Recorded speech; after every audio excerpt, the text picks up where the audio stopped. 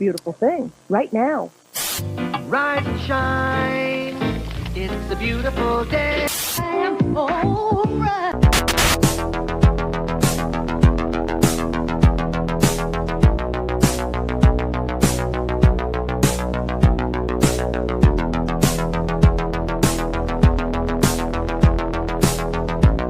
About a third of the building has been blown away. This is the bridge to the white light.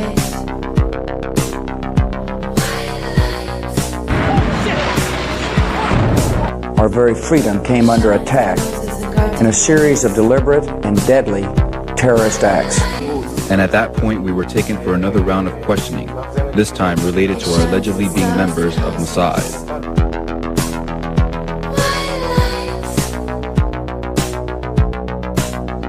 It's crazy evil.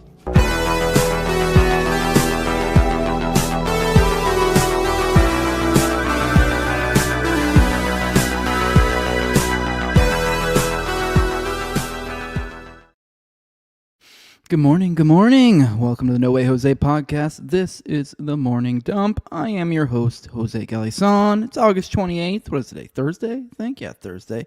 I got my workout today. I haven't got a run in. I'll get that in later. Mostly just say these things just to keep myself true. That way I kind of am just saying it out loud so I remind myself later because I'll forget. It's just that's how my brain works. So just saying it out loud. But either way, if it's an encouragement for you guys to go do something I don't know, productive as well, then great. It doesn't have to be working out. It can be reading. It can be whatever. Hey, it can be hanging out with me. Because we're going to go through some stuff today. I know this seems goofy and we try to have fun, but I think we do learn some things along the way. Obviously, we have some sad stuff to go through today, more continuation of the shooting, things of that like. I mean, hell, we have also Hollywood sex parties we'll be talking about, false flag antisemitism. So, yeah, I guess it's all a little bit dour, but hey, we have fun along the way. All right, while we wait for more people to roll in, let's watch a little video and, I don't know, just kind of break the ice, get started into it. And, then we'll break off and say our good mornings and get into foreign policy and then get into the main topics. All right, let's go ahead and watch this. No, it's doing that thing again. I thought, never mind. My bad. Give me a sec. Let me redo that.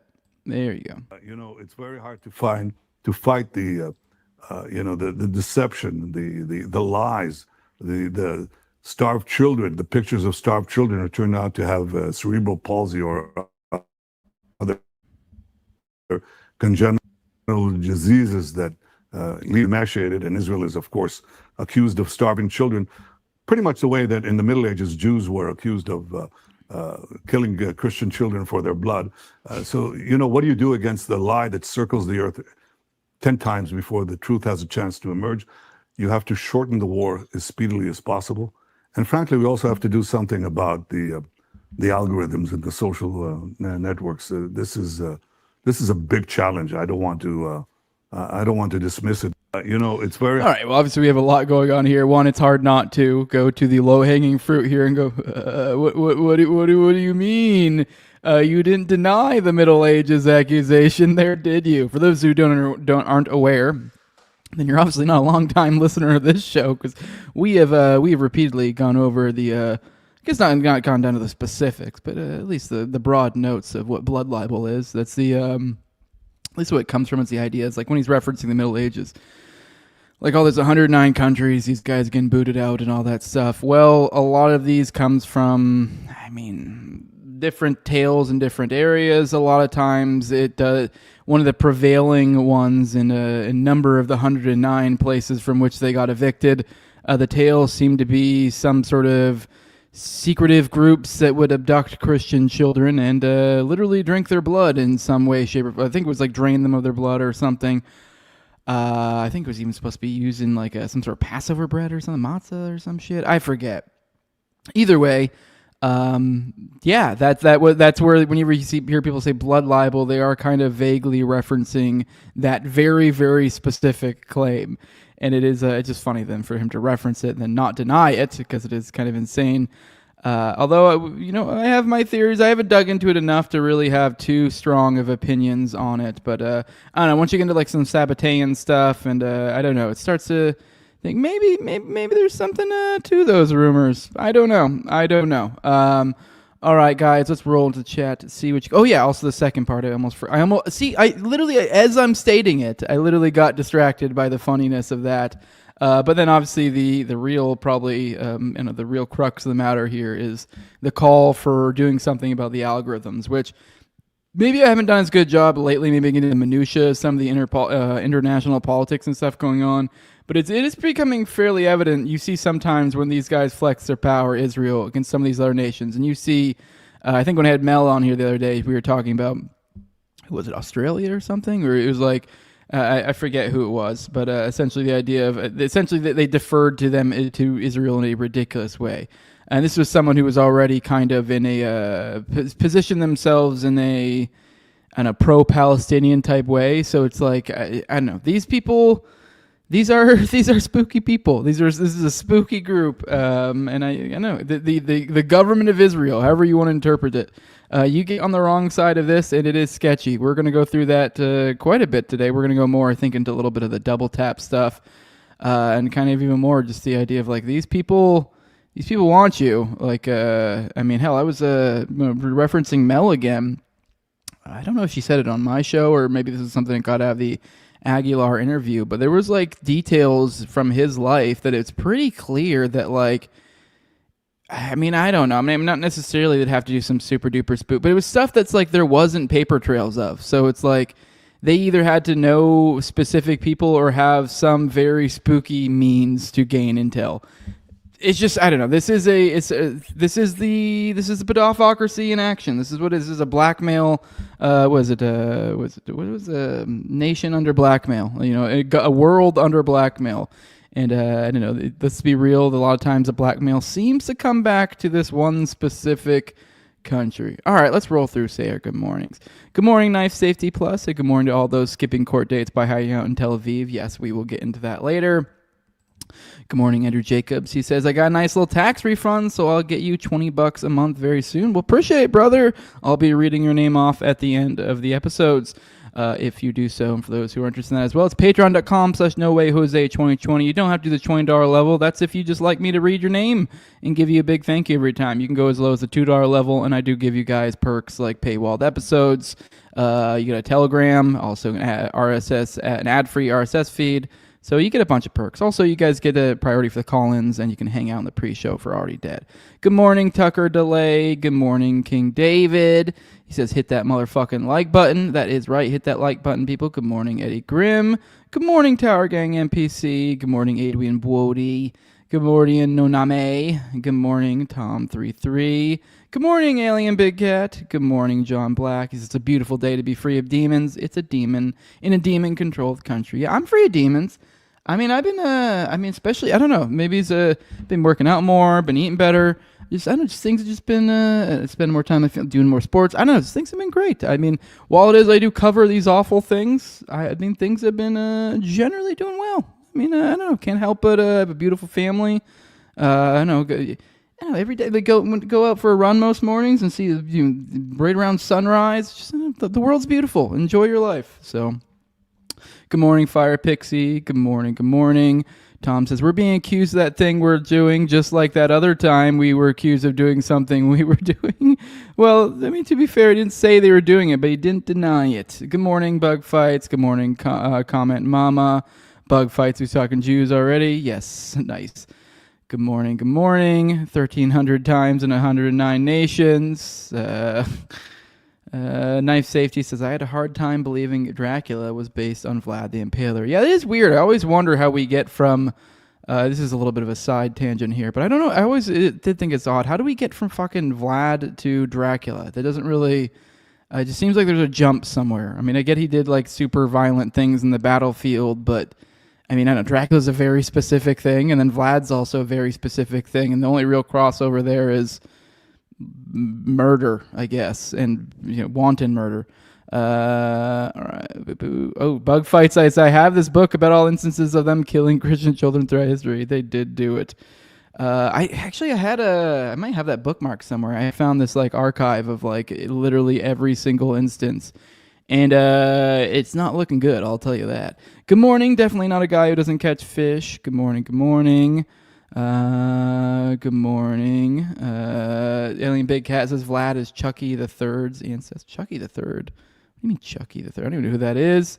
Good morning, Sean Lindsay. It says more on drinking blood. Man, you guys are gonna get this episode taken off YouTube.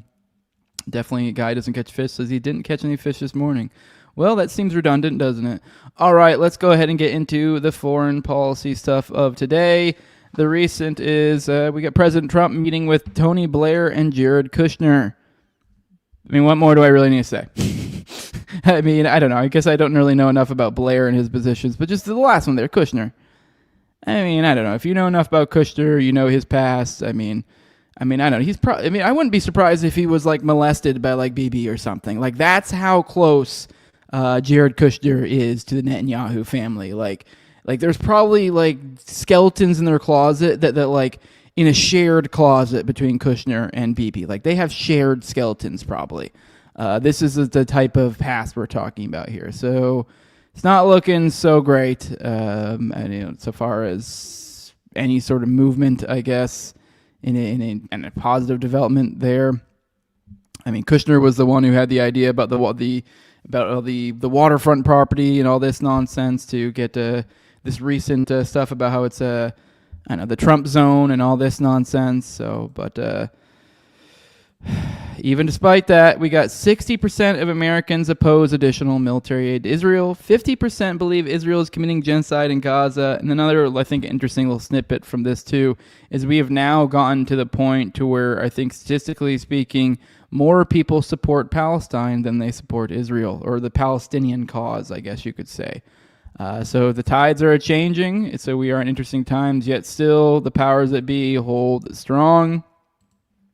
And the death continues. Israel attacks and starvation kill 86 more Palestinians in Gaza over the 24 hours. So now the numbers are coming up, and the starvation numbers are coming up.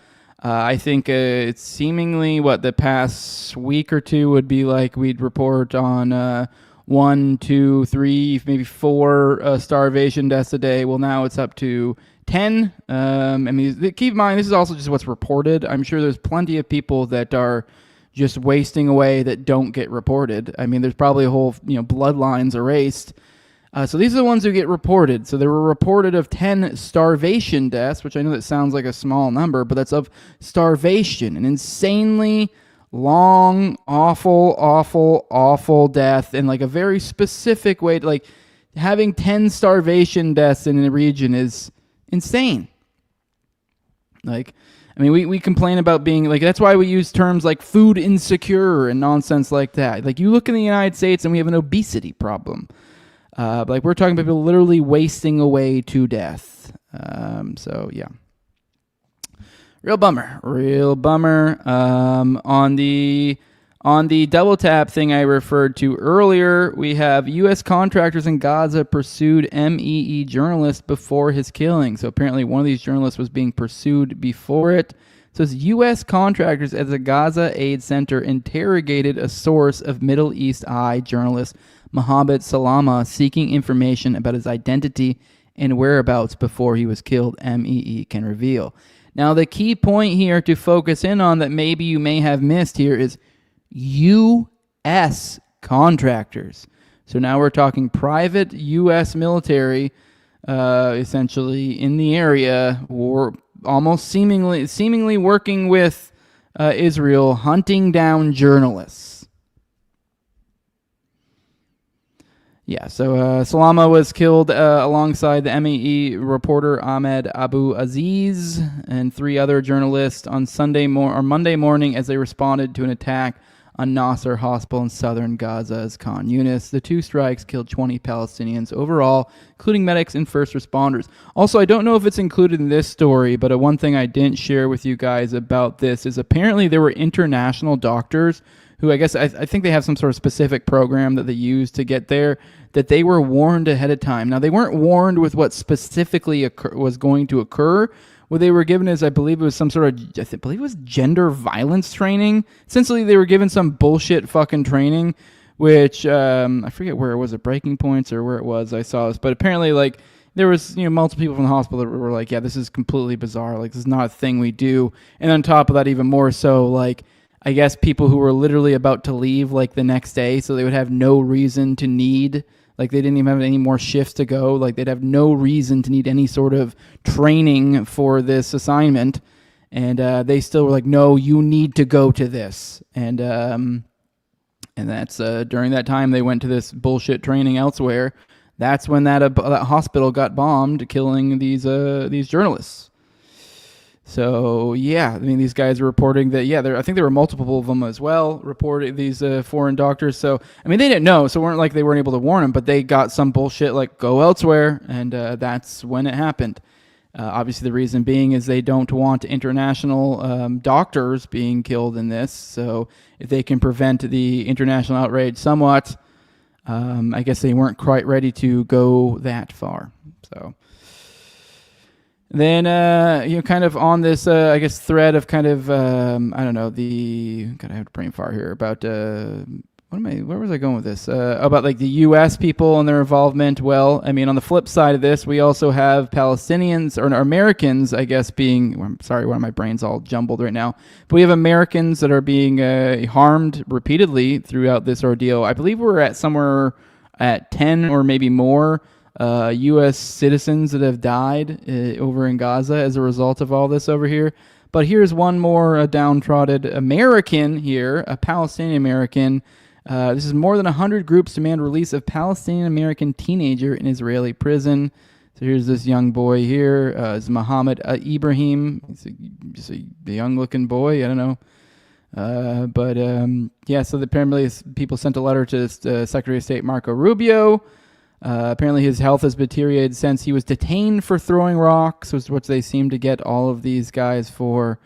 We have 100 different people sending a letter to Rubio asking for his release. I mean, we've had also other reports of people dying in these prisons, children. I mean, I just covered the other day the stories of the sexual abuse occurring, and we have an American citizen sitting in this right now, a child that is an American citizen, having to go through this ordeal. And as if that's not enough for Israel, here we go. They're attacking. They're attacked Damascus, so they're infringing further upon Syria. More now, they're just attacking Damascus. They killed 8 Syrian soldiers with drones. They don't really know why. I mean, so here I'll go and read this real quick. Military tensions between Israel and Syria continue to grow precipitously, with a new flurry of Israeli drone strikes against the Kiswa, a suburb of the capital city, Damascus. The strikes killed at least 8 Syrian soldiers and wounded others. Now, why I'm a little bit confused here is I don't think Damascus is in this like buffer zone they claim to have or whatever. So this them attacking here is seems bizarre. Like this is a literal attack on Israel, or not Israel, on Syria. The attack, according to Syrian state media, targeted buildings belonging to the Syrian army and killed members of the 44th Division. The IDF has not commented about why they attacked Syria, which will doubtless further complicate ongoing security talks between the two nations. Syria's foreign ministry condemned today's strikes as a grave violation of international law and a threat to Syrian sovereignty. It is just the latest violation in the area, as Israel also invaded the village of Bet Jean just down the road earlier this week, capturing a number of Syrian civilians. Sorry, I got a text. I'm turning my phone off so you didn't get that note. I keep forgetting to do that. I need to start being more professional. Give me a second. There you go. Still pushing on Syria even more so, and just straight up attacking them now. So, who's surprised? Not me. Then over in Lebanon, apparently the U.S. envoy is dealing with issues over there as well. They should. He's been dealing with, I guess recently he lambasted Lebanese journalists as being animalistic, and so the people there didn't take it too well. Also, there's, I guess, part of this new deal they're trying to work with Israel and Syria is some sort of essentially demolishing suburb areas and creating some sort of refugee area of some sort. So people aren't much too happy with the U.S. over there, and they are showing it with these protests. All right, let's take a moment. Let's pop the chat, check in with y'all. It's been a minute, and then we'll get into our main topics of the day. All right, let's check in. All right.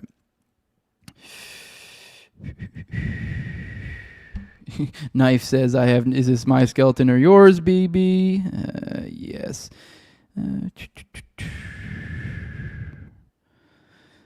Sean Lindsay says it is the land of milk and honey. That makes it more of an abomination. Yeah, it is weird that, like, I'm not a religious guy. You guys know this if you've followed the show long enough. But I do find it is kind of wild to see this.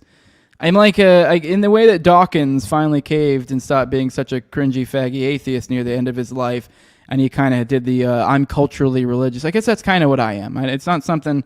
My lack of religion is not something I try to make an identity out of.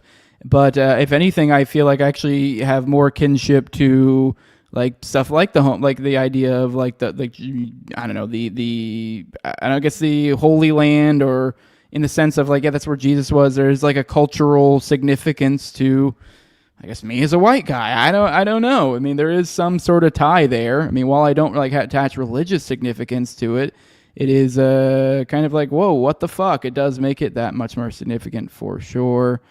Good morning, Brandon Kramer. Just now seeing you in here. Good morning.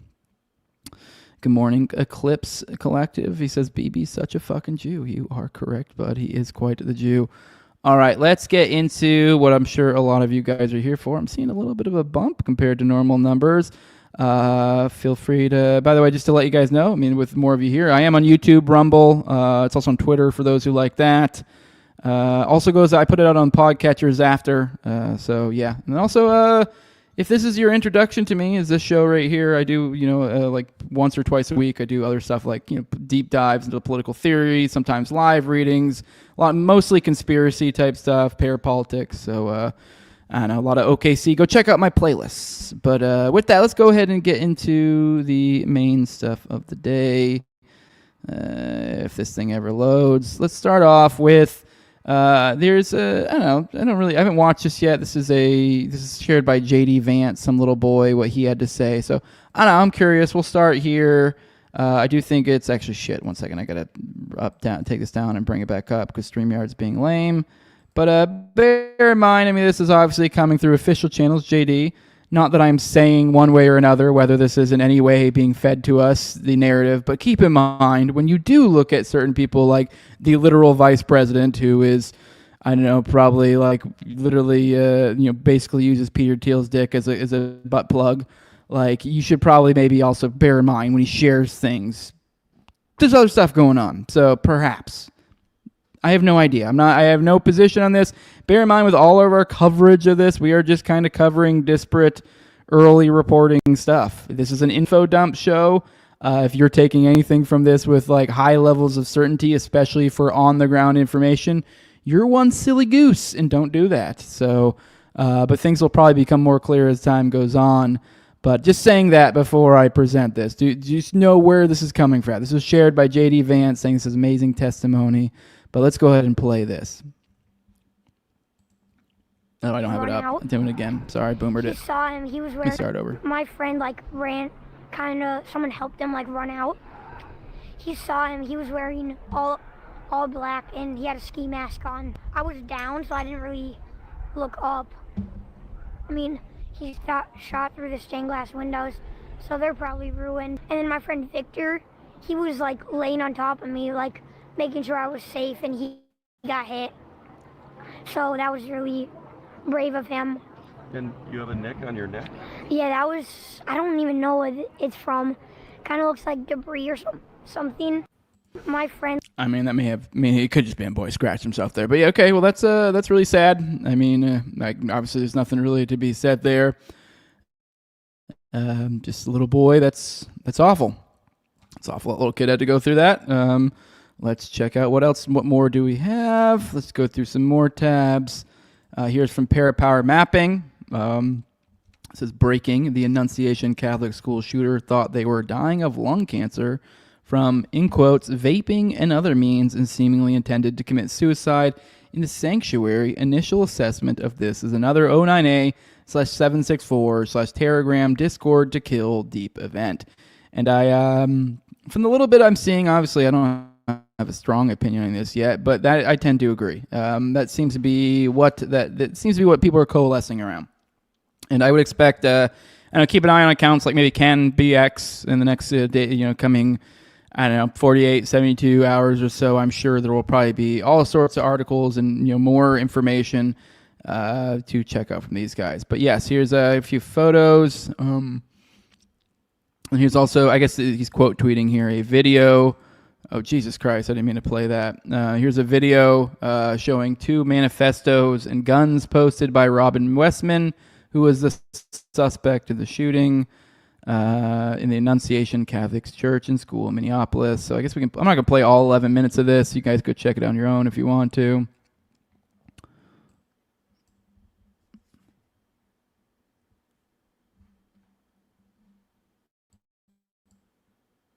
Is the audio really not working again? God dang it. I'm sorry. Give me a second. I'll fix it. It's doing the thing again.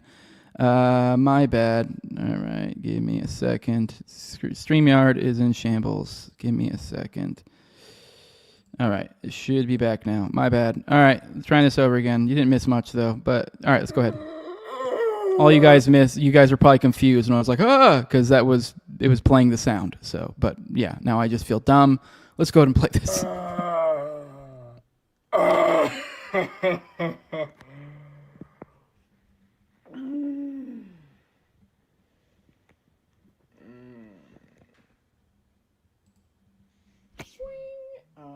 Here's my note to my family and shit. Wow, some English writing. Wow. Maybe we'll watch a good deal of this. Hope you can read that. Yeah. Peace, love, unity, and guns. Baka, my brata. Baka. He's just kind of rambling. I know he's dumping. For those listening, he just dumped a bunch of ammo on the bed, along with a letter that's on there, I guess part of his manifesto. I know it's a pretty lengthy manifesto, I've heard people referencing it already, which I'm sure we'll get into that a little bit more in a minute. Bear in mind, all my information I have on this is extremely cursory right now, too. So we're kind of basically going through this together. This message brought to you by BlackRock and ExxonMobil. Sponsored by Pabst Blue Ribbon, Brandon Herrera for president. Now, bear in mind some of the stuff he's saying. Now, this may be hard for some of the older viewers out there. It's so incredibly online, like all of this shit. Like when you get, sorry, I was just eating my bed. Like the 09A764 stuff, like a lot of or particularly 764, 09A is like the parent organization of that, of which even then, like you kind of, anyways, not trying to do a deep dive in 09A764. I have a playlist where I have some stuff there if you want to check that out. Anyways, 764, accelerationists, whatever you want to call it. I mean, they are very much do try to play off of the essentially the dialectic, the paradigm of the left, the right, the other, how these things play off of each other, and they're just playing. They're counting on slop. Essentially, they're counting on that thing happens, major event happens, and then everyone goes, well, this is trannies, and I don't know what is even the lefty thing here. I mean, it's just some stupid back and forth. But I guess actually, maybe the lefty, you could almost say, well, not really, I wouldn't say it's lefty, but I guess maybe this would be like the third position, like a anti-authoritarian. But he was like referencing BlackRock there. Even did the Brandon Herrera thing, which is like kind of inside baseball because Brandon Herrera's campaign got tanked by AIPAC. Like, so then there was kind of allusions to perhaps being pro or maybe anti-Israel. So it's all these obfuscations, all these, essentially this, all these breadcrumbs being thrown out that aren't really actually, I don't know, maybe breadcrumbs is the wrong one, but I guess breadcrumbs would be correct, but it's almost like a breadcrumb trap, like it was like a ruse of breadcrumbs. Like but they're just throwing all different ones, and for people who don't pay attention, they can kind of get distracted and just kind of go down the wrong trail. And then now they're just on this pathway of like, well, it's all has to do with Troon shit, or it all has to do with his connections to BlackRock or his connections to Israel. And like, maybe there's some truth to some of these things, or maybe glowy connections or this or that. But the whole point is they're literally throwing out everything at the wall, hoping that something will catch someone's fucking stupid boomer sensibilities and go, he's a fucking tranny, oh shit this, and even then for maybe slightly higher level thinkers, maybe be like, oh, well, the BlackRock or this or that. That seems to be what he's doing, and there'll be a lot more of that we're going to go into today for sure, because there's stuff like on his mags and stuff that they might show here, but let's keep going. Yeah, I met Brandon Herrera at SHOT Show last year. He and I had a brief conversation, but we agreed on a lot of things, so y'all should vote for Brandon Herrera for president, and Vintage Warfare. See, everyone's going to run with that and say he's some Israel agent, which who knows, maybe. I don't fucking know. Accepting differences.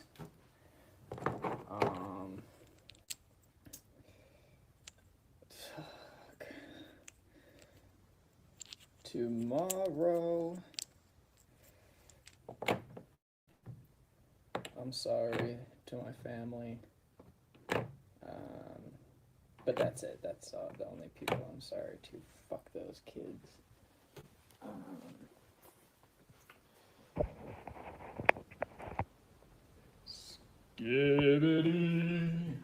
Skibbity.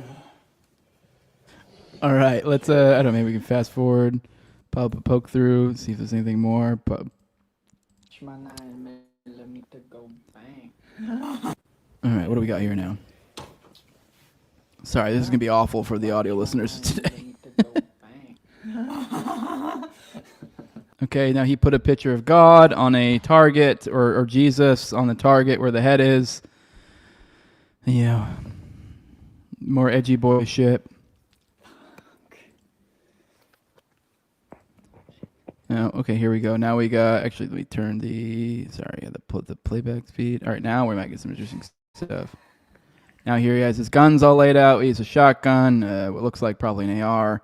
That is an AR. I don't know what that shotty is, but just a normal pump action shotgun, and then an AR, and then a bunch of magazines on the thing. What else he's got there? He's got a gun. You got a pistol, a semi-automatic, and then what looks like a revolver.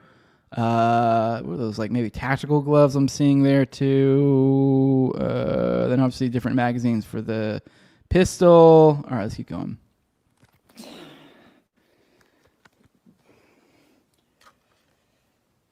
And so now he's displaying all these different things he's written on this. This is kind of exactly what a lot of the stuff that I'm talking about here. I mean, some of these stuff that I won't even know. That's how deeply online. But they're being thrown out to play off of different demographics. So they see now he's got some weird Russian or Ukrainian or something, which they do have legitimate or semi-legitimate connections. They are pretty, like the 764 stuff. They do have strong ties to that region, which we will probably get into in a minute. I'm the woker, baby.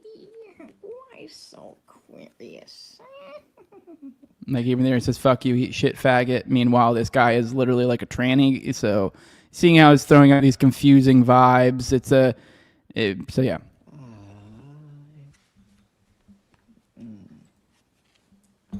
Where's your fucking God now?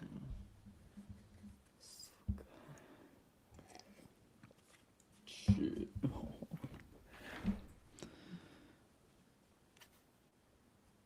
That one just says suck on this, which like whatever. I don't know what that says right there. Oh, that said Lanza something else. I think that was different shooters. Can't make it out that well. Lanza Holmes. So yeah, he's got all the different shooters, which is a common thing. Even with the 764 people and stuff, it's just kind of this hero worship of shooters to kind of almost immortalize them. So yeah.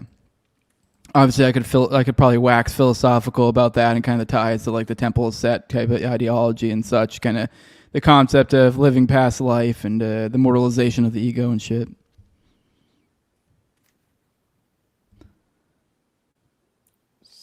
So it just says skibbity, which skibbity. I mean, that's almost like, isn't that just some like I don't even really understand what skibbity. I know it's some stupid shit little kids say. So that's almost like playing off some other, even younger demographic. So yeah,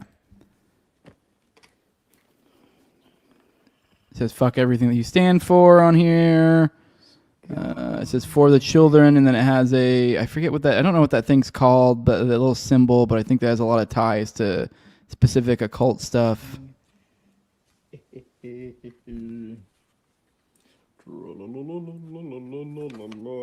says kick a spick, and then it says 666 plus 79419. I don't know the 749.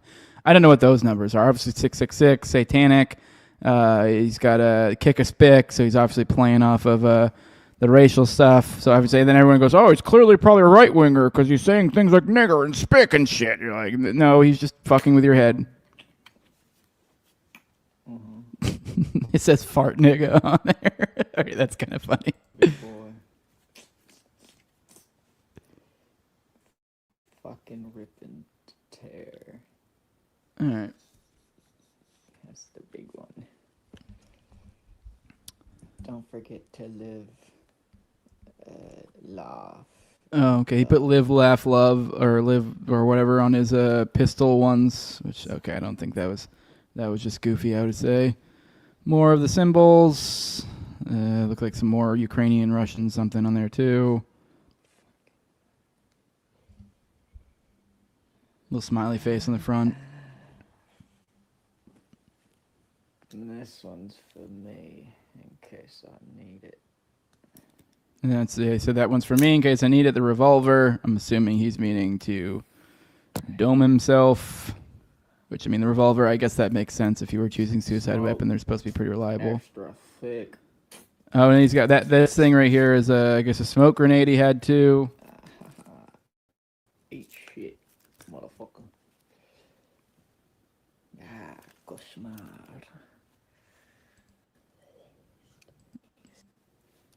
Yeah. I mean, most of these are pretty lazy stuff. I mean, he's got an upside-down cross, something about Israel, something there. It says Israel must fall. This is like a phoenix, we rise from the ashes. I think one just said nuke India. That's random. And what's he got?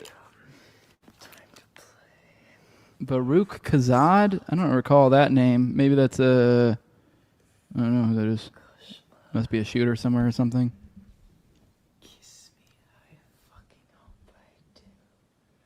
It's creeping me out, dude.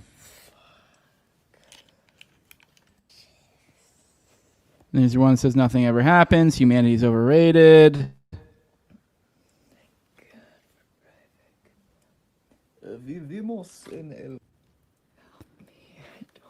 It says kill pedos on there too. Okay, see how it's, and then Rup now. That was I believe that was one of the. I believe it was the chick recently. Well, you're here.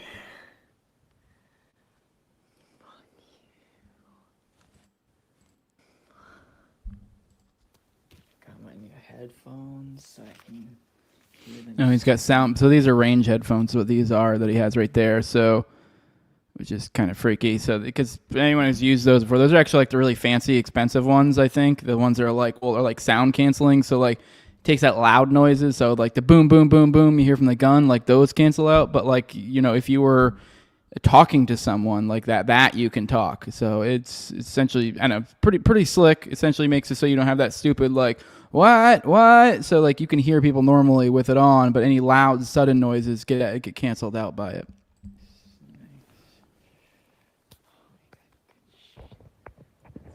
He's got a baklava that says fear. Or balaclava. I think one of those is the fucking Middle Eastern dessert, and one of those is the head covering. I forget which is which. Yeah. It says 6 million wasn't enough on one in the holster. stuff in a bunch of stuff in different languages and probably Ukrainian or something. I got my shirt. Skazoo. Better than the fuck can do this. Won't get rushed or something.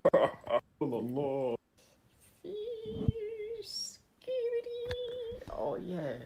Oh yeah. Oh, got more Jew gas taped on his head. This will be for the emergency exit.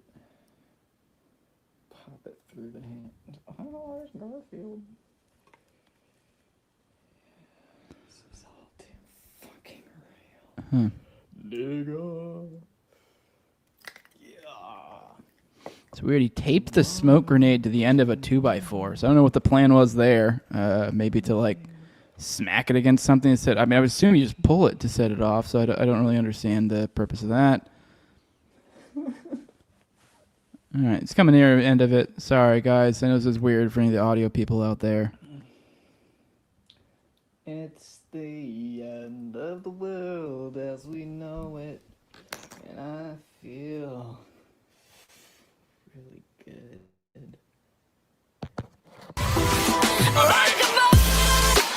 All right, well, that's that. I don't know. Who the fuck is it? He put that on the end of there? Because that's weird if so. I mean, it's also weird if someone else threw that at the end of there. Wherever this OSINT defender is, who we got that from. If they added that weird little bumper video, that's bizarre. All right, well, let's... Geez, we have a lot to go through. I'm glad that Parapower Mapping did this for us. It says breaking. I guess let's re-go through that. So I guess somewhere in there he said something about the lung cancer thing. So I guess we hone in on his one of his writings here. It says, I think I'm dying of cancer. It's a tragic end, as it's entirely self-inflicted. I did this to myself as I cannot control myself, and I've been destroying my body through vaping and other means. I think I have lung cancer. I have felt many pains that make me think I am past the point of recovery. I do not want to recover. I do not want to throw my life away by rotting in a hospital bed. I don't want the rest of my life to be as a cancer patient in and out of hospitals, constantly being fretted about with people afraid to be too happy around me. Fuck that. I want to go out on my own means. Unfortunately, due to my depression, anger, and twisted mind, I want to fulfill a final act that has been in the back of my head for years. All right, I'll go ahead and be frank, especially knowing like some of the stuff. And he's probably, I mean, this could be true, but I also, I doubt it. I highly doubt it. I doubt he had any. He probably had no fucking medical. This is probably complete bullshit, because this is what they just completely made up stuff like this. But maybe I don't know. I mean, we listened to that video and heard him. I didn't hear. I mean, just with breathing and stuff. I guess I wasn't listening for it, but I didn't catch any coughing, any odd breathing, anything. So I think that's bullshit. But perhaps it's not. And then here's more photos. Okay. Anyways, and then the one that people have been sharing around too is he had like a diagram in one of the journals here, I guess, that he shows of what looks like a diagram of the church.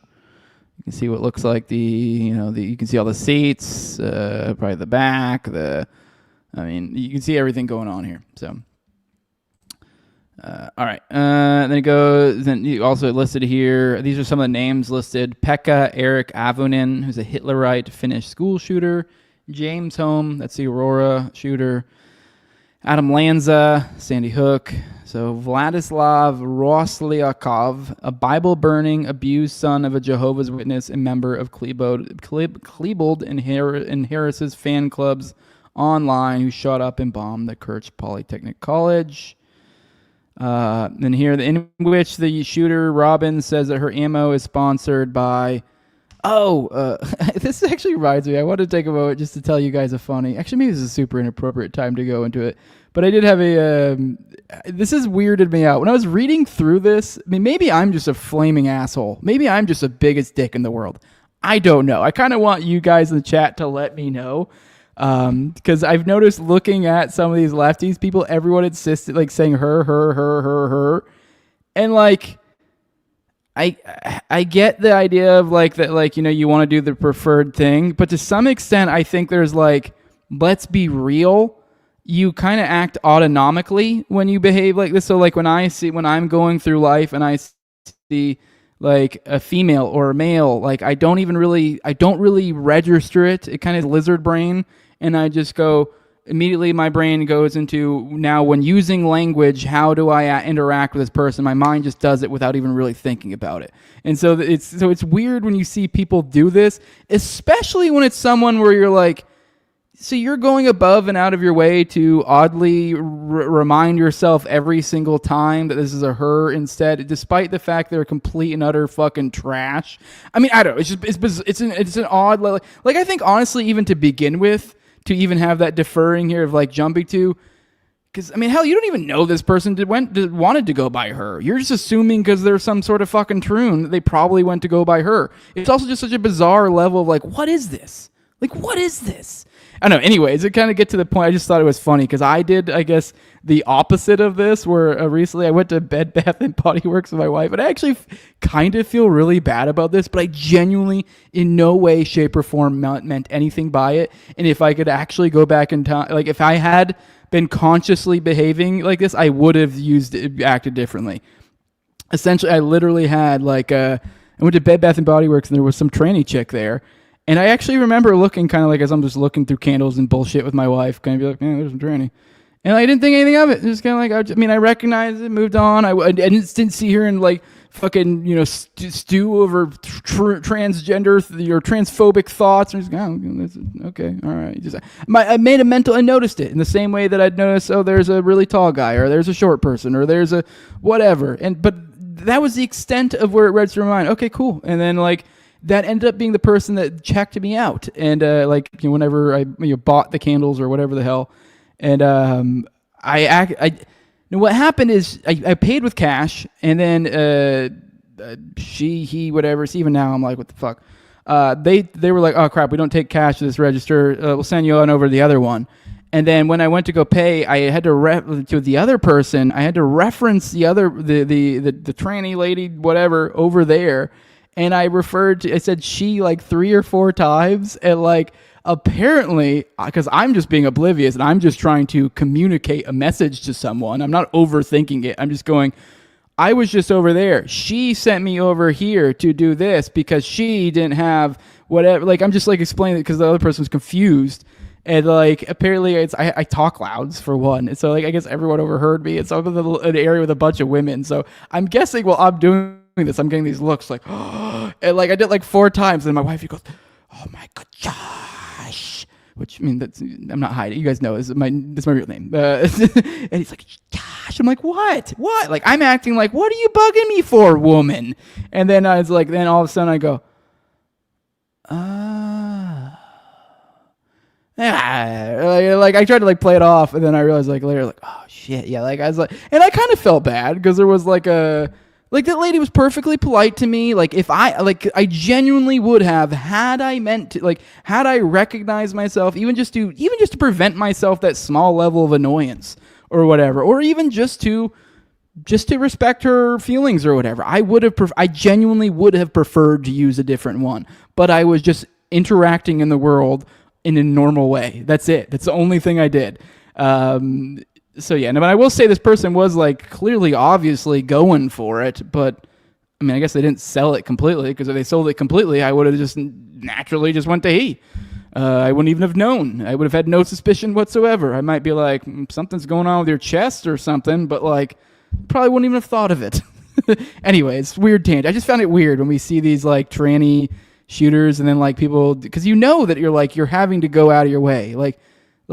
Maybe you're just wired differently. Maybe somehow, as soon as someone in any way, shape, or form expresses some level of gender confusion, your innate, your entire upbringing of language somehow gets completely changed, and now you don't operate this way. But whatever. I just find it bizarre. It's also I don't know, whatever. Just weird to me. Weird behavior. Anyways, I wanted to share that story with you guys because for one, I guess it was kind of funny. I do kind of feel bad too, though. But anyways, they say it here that the ammo was sponsored by BlackRock. I honed in on that a little bit too. Brandon Harris for president, describes meeting Brandon at SHOT Show, and then says sorry to her family, but fuck those kids. Which once again, I think that likely was probably some sort of seeding of some sort. I think that was seeding the AIPAC angle. This symbol on Westman's clip is a cross of endlessness. Okay, cool. Which is perhaps most affiliated with Highland Park parade shooter Robert Cremo III, an occulted Discord to kill rapper who alleged she was a product of MK Ultra and retroactively claimed his attack was a false flag. There's Oswell, another trans anti-Semitism manufacturing free Palestine false flag. For good measure, smacking of the Joel Osteen shirt shooting on Super Bowl weekend 2024. I don't even know what the free Palestine thing is. What even is that? Free Palestine? Israel must fall. I don't know. I don't know what maybe I'm missing something so far as what the free Palestine thing is. But yeah, obviously he's honing in a little bit. He's showing the picture of the Israel must fall, like a phoenix who rise from the ashes, on the shotgun, and then on the smoke grenade it says extra Jew gas. So extra thick Jew gas is what it says. So I don't get the Palestine reference, but yeah. Which, by the way, we actually have later. I think we'll probably go into some J false flags of that sort. And then here's this one photo I know has done the rounds, which is fucking terrifying looking demonic thing, which is literally a sketch of him looking into a mirror, looking back at him, essentially a demon. And this is him with, a pistol on his hip and a gun on his back in this little sketch. And it's got some Ukrainian and shit. And then it says, I guess it's in Russian, it says, "Who am I? When will it end? Help me. I don't want to. Kill yourself. Kill yourself." I'm assuming it means him talking to himself in the mirror. And then also there's an Anders Breivik reference. Robin was a neo-Nazi edgelord for sure, and probably has 09A 764 digital underground neo-cultures links as hypothesized. Which, by the way, I don't know a ton about Anders Breivik. I think I know he's some former like Nazi ties shooter, or not foreign. I didn't mean former. Foreign Nazi ties shooter of some sort, if I recall correctly. I know Radix did an episode on it recently, so I recommend you go and check that out. Then also people found the Twitter account pretty early on. So here is, for example, here's one video. Here's a video of what may be Annunciation Catholic School Shooter's Twitter account with a handle linking elsewhere that has used 09A symbology. It says previous tweets appear to include encrypted reference to an 09A 764 egregore and some points a hint at possible CSA. Let's go ahead and watch this. If it's going to play, that's bizarre. Oh, there we go. No sound. Okay, by the way, just so you guys know, I'm not hearing anything either, so I think there's no sound here. This is just scrolling through the Twitter. Here's one video of, I don't know, that's awful, whatever's going on there. Some weird off, like kids, and I guess it's like other kids doing some sort of weird, what does not look right. These look like two older boys and a young boy. Anyways, that's a retweet, so I guess whatever. You see some of these tweets here. It says officer gas mask. I mean, anyone who's interacted with 764 stuff, you kind of get what they're talking about a little bit here. You can even just say by the profile picture, some of the aesthetics here. You can kind of see it. Somewhat. I mean, it's not overt, so maybe we'll see something that's a little bit more overt here. It's talking about Zog. It says, if you don't want to end up like this soy cuck, then don't eat lab-grown glowy slop. This account is probably owned by the Zog. Okay. I'm not seeing anything that glares out here too much.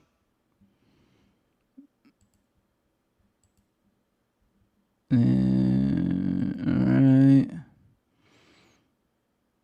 Oh, what the fuck? Okay, here we go. Now this is weird. Okay, now this is okay.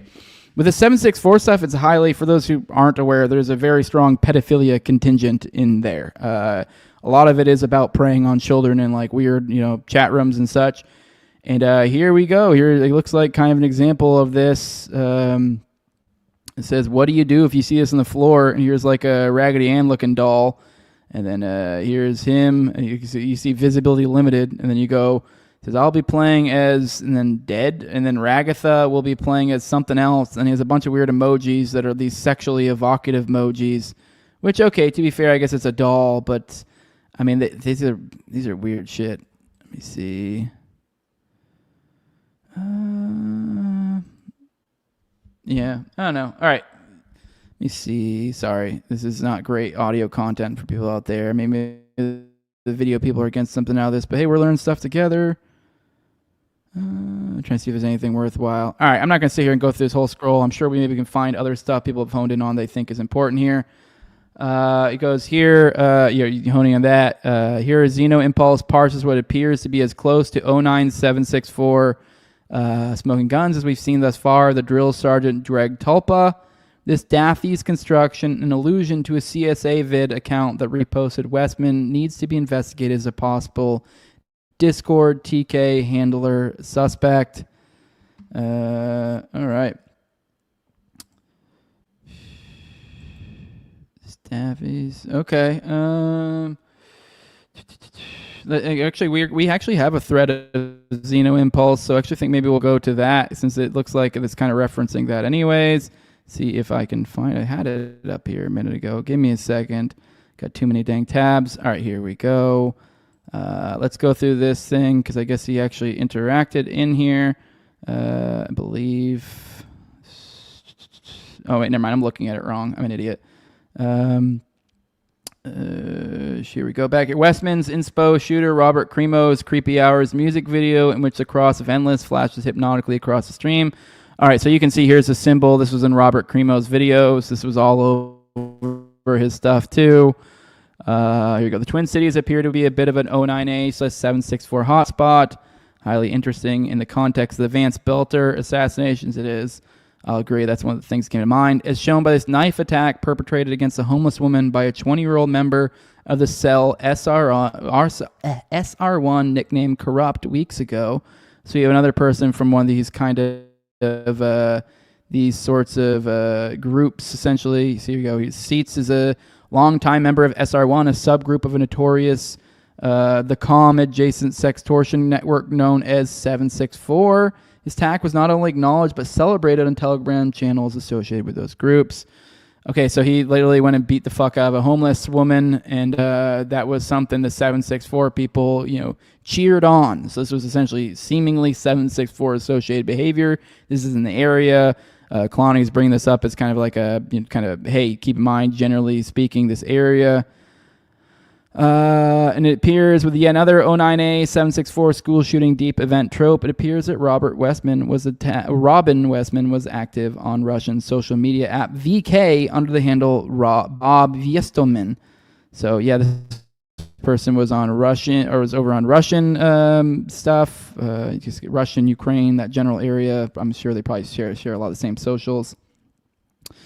So this is highly evocative of Natalie Rupnow, the Nazi femcel Wisconsin shooter linked to 09A, who, if I recall correctly, keep in mind, I'm just basically reading verbatim what Kalani is saying here, not necessarily my exact thoughts.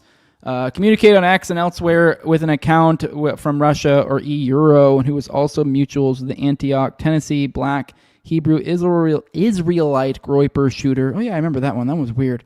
Both of them reference Avanin like Westman here. All right. Okay. I think maybe we've gone deep. Maybe there's a lot here. Let's keep going. Let's just keep going down this weird little. What else do we got? He's also got. Okay, whatever he's talking about. I guess Hassan covered it. Let's see what I don't know. Whatever. Maybe there's something interesting with Hassan. I don't know. I'm not generally a fan of his, but this is highly evocative of Natalie Rupnow, the Nazi femcel Wisconsin shooter linked to Order of Nine Angles, who, if I recall correctly, communicated on X and elsewhere with an account from Russia or Eastern Europe, and who was also mutuals with the Antioch, Tennessee, Black Hebrew Israelite Groyper shooter. Both of them referenced Avinin, like Westman here. I hope Twitch doesn't auto-ban me for this, but it's doing a hero to them. Yeah, that's what they... All right, whatever. I'm already bored by Hassan. Let's keep going. Some additional strategy of tension-related thoughts and intriguing concurrent case of school shooting hoaxes and swattings that the COM 764 cell have been perpetrating recently. Oh, he's just sharing another thread of his to dig into. All right, let's get into. Let's go into. Holy shit! What the fuck? Never mind. I just caught something as I was about to jump over the thread that he just said. I need to dig into this. I have not seen this. This is quite the claim. He says, also reminder, the ex-Doge employee in Thiel/Musk mentee named Big Balls Chorstein is actually a direct product of the 09A/764/ the calm digital underworld, which is intriguing seeing as he played lead role in Trump's recent federalized DC false jumping. Huh. I'm going to have to follow up on that one. Like, what do you mean by that? That's a wild one, if that's legit. I'm open to it. But man, that would be quite the connection. All right, we'll come back to that. Let's hop over to this other thread, kind of maybe more making the case. So he's saying that this is an 09A/716. I'll go ahead and say calling it 716 doesn't give me a whole lot of confidence here, but I don't. Maybe there's a 716 I don't know about. But I think he means 764. He said 716 over and over again in here, so I don't know if in. It says anyone who's been paying attention to patterns among mass shooters for the past decade can easily tell the above due to a number of commonalities. He's saying 09A/716 affiliated shooters ranging from Pika Avanen to James Holmes to Roslyakov hold a common set of beliefs and symbology that they cannot help but smear everywhere like feces. White text on guns, Breivik references, here the cross associated with Robert Crimo, which we already covered that. Crimo, of course, like Pekka and Holmes and Roslyakov, another Discord to kill ruin who claimed to have been an MK Ultra victim and false flagger. All of this has been covered in great deal elsewhere, especially by the excellent Parapower thread. However, there is another layer of interesting connections. The shooter had a forum account in which they announced the shooting 3 weeks in advance. Notably, 09A symbology in their bio here. From there, I was able to find their Twitter account. Let's zoom in on this. This is... So here's the... actually, I didn't see the profile pic close up before. So here is his profile pic. Now, that does definitely put on strong 764 vibes. I'll give that. I do think they reference Skibbity Farms frequently, too, because I think that's some site or some shit. Oh, there we go. Right here, that symbol, boom. I think that's literally the 09A symbol, if I recall correctly, because it's supposed to be like 9 angles or whatever.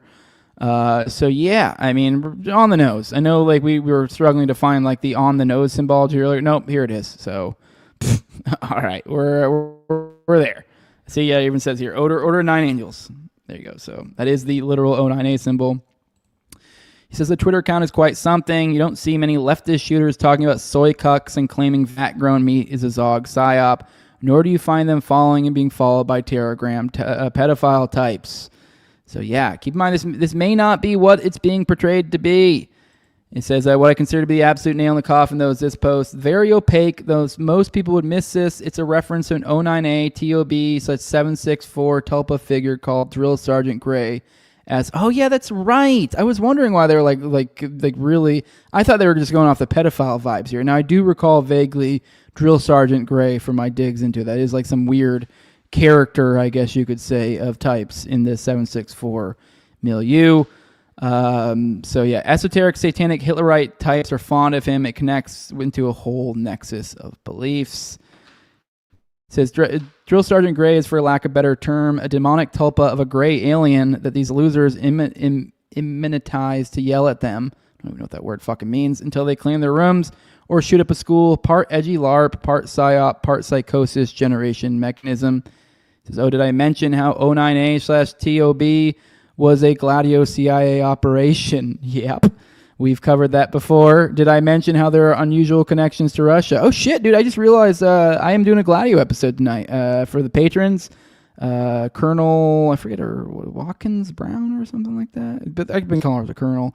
The lady's got like 50,000 followers or so. Does a show mostly on Gladio. So I figured, we talk about Gladio in the show so often. I've never really done like an actual Gladio episode, like a Gladio 101. We just kind of jumped right past that and got into the other stuff building off of it. But we'll be doing that tonight.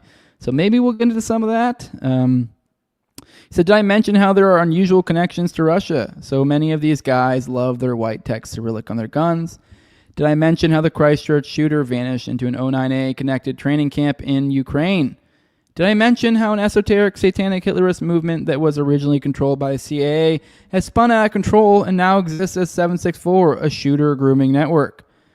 Information is out there and I'm too lazy to organize it. Suffice it to say that what I've posted here is at least indisputable proof that the shooter was groomed into this by vaguely rightoid terrorists. I don't even I'd say these are rightoid. That's the whole point. Like even he's kind of falling into it. They're not really any, I don't even know.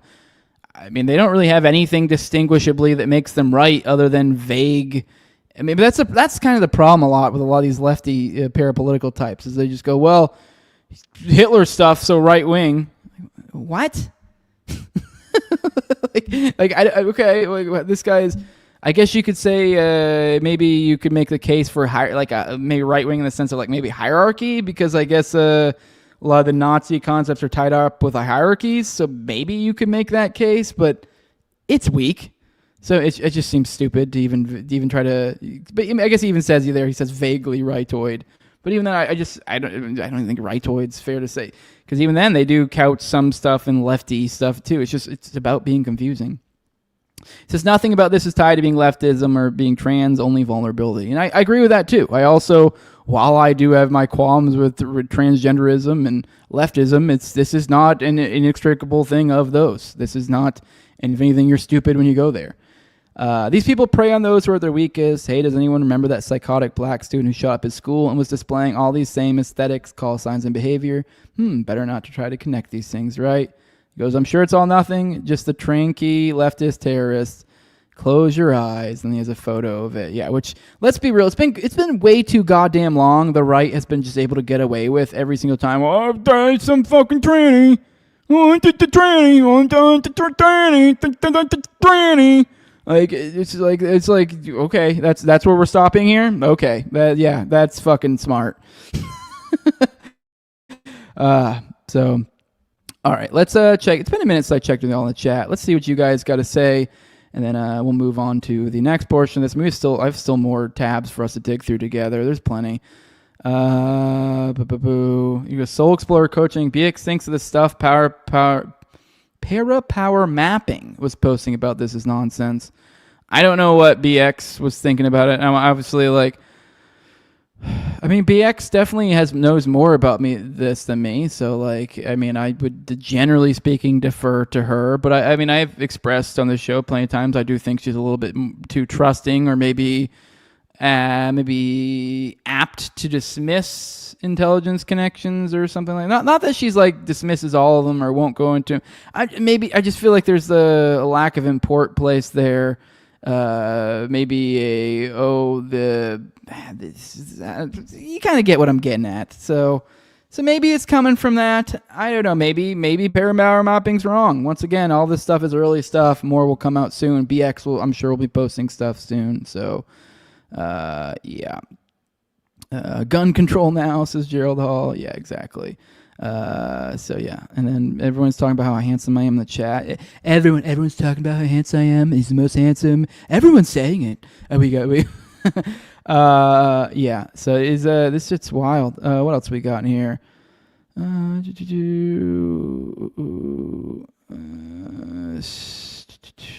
me see. What else you guys got to say? End the drug war today. It says, you guys, YouTube is going to murder you all for a drev. It's literally child rape and I don't even know what the hell you're talking about. It's literally child rape and all for a drev. I don't even know what a drev is. You go, boys loadout was a schizo rightoid psyop bingo card, glows like my room under the black light, says knife safety plus. Yup. The Troon wars have begun, guns, says DWS. He name drops Brandon Herrera, who's an avid 2A influencer running against a heavily APAC candidate. Probably a coincidence. Yep. So, yeah. Well, it's good morning, Nevsky. Good to see you here. What else we got? Who else? Nevsky says this Troon was possessed by demons. You may not believe in demons, but demons believe in you. Okay, cool. I mean, I do. This is definitely demonic. I have no problem calling him a demon. Definitely looks like we have some DID at play, perhaps. I mean, whether just naturally or intentionally, who knows? Man, I got a lot of chat in here. Let me see. Man, it's been a while since I checked in with y'all. Good morning, Mikey Chim. Saying good morning, good morning. What else do we have in here? What the fuck? All right. This is the drug war guy is having a normal one here. That or he's arguing with somebody. I don't know if he's talking to me. And I always assume everyone in the chat's talking to me, so sometimes I'm just confused. Let me see. Scrolling through. What else we got? Man, you guys are chit-chatting a lot in here. All right. Edrev. Oh, were you referring to Edrev? Is that one of the shooters? And I just fucked up their name earlier. Okay. All right. Okay. You're being a little too schizo. And the drug war. Maybe you're arguing with somebody in the chat. I'm missing it.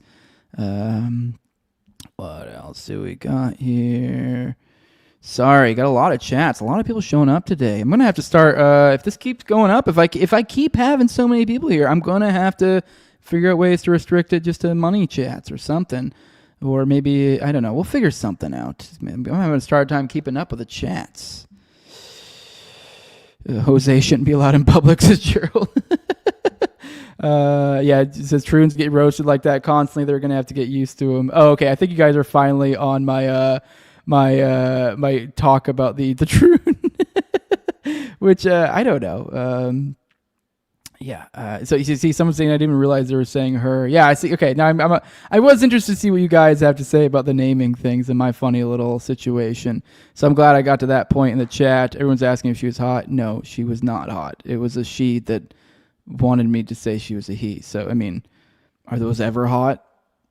No. Like I guess it'd be more, was it a handsome man? No, it was not a handsome man. So I mean, it's nice. I mean they were a nice person, perfectly polite, and so I in no way in any shape or form wanted to cause this person any distress. So kind of felt bad. So yeah.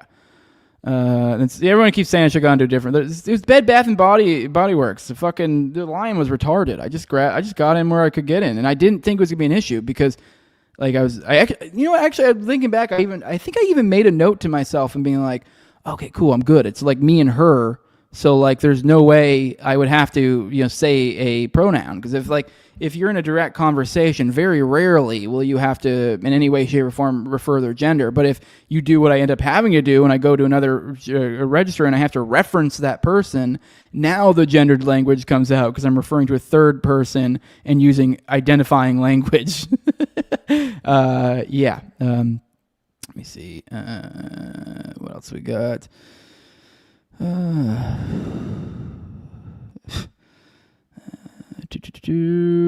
you guys are on talking about the 764 stuff. I see Gerald Hall going on in there. The Colonel. Did I mention Jose is a handsome fella? Thank you. Everyone says it. Everyone says I'm the handsome. Just what the world needs is a hipster spitting his retarded views. Yeah, that's me, buddy. So I guess I'm a hipster. Jose checks chat 1 hour into the show and surprised we had shit to say. Hey, you guys a lot of times get quiet up in the chat and then you don't have shit to say, and then I don't know, I guess a lot of people showed up today. So all right, let's get back into it, and then we'll pop back into the chat. I think I finally caught up to the chat. Jesus Christ. All right, let's get back into it. There's more photos of the mags. We don't need that. Here is, I think, another video. I guess he said in there's a video showing the words "Kill Donald Trump" written on here. Let's watch this. Now, this is leaning into kind of what I'm getting at already. Some of the people that buy into the old left-right slop here. Oh, this is the same video from earlier. It was shorter, so I thought maybe it was a different one. But either way, I brought this example up because here's a guy going, "Oh no, kill Donald Trump." So I think they're not going hard with it, but they're leaning into it. Obviously, they know what they're doing. And this is an account that is, I think, typically a little bit more of a Trump ball washer account. So I'm unsurprised. And then on the flip side, then we have the Israel side. The people pointing out, "Oh, burn Israel! Israel must fall. This is terrorism."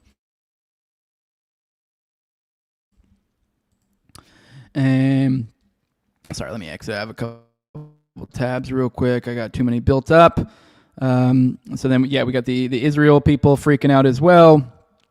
So, I mean, everyone's trying to find a way to be offended.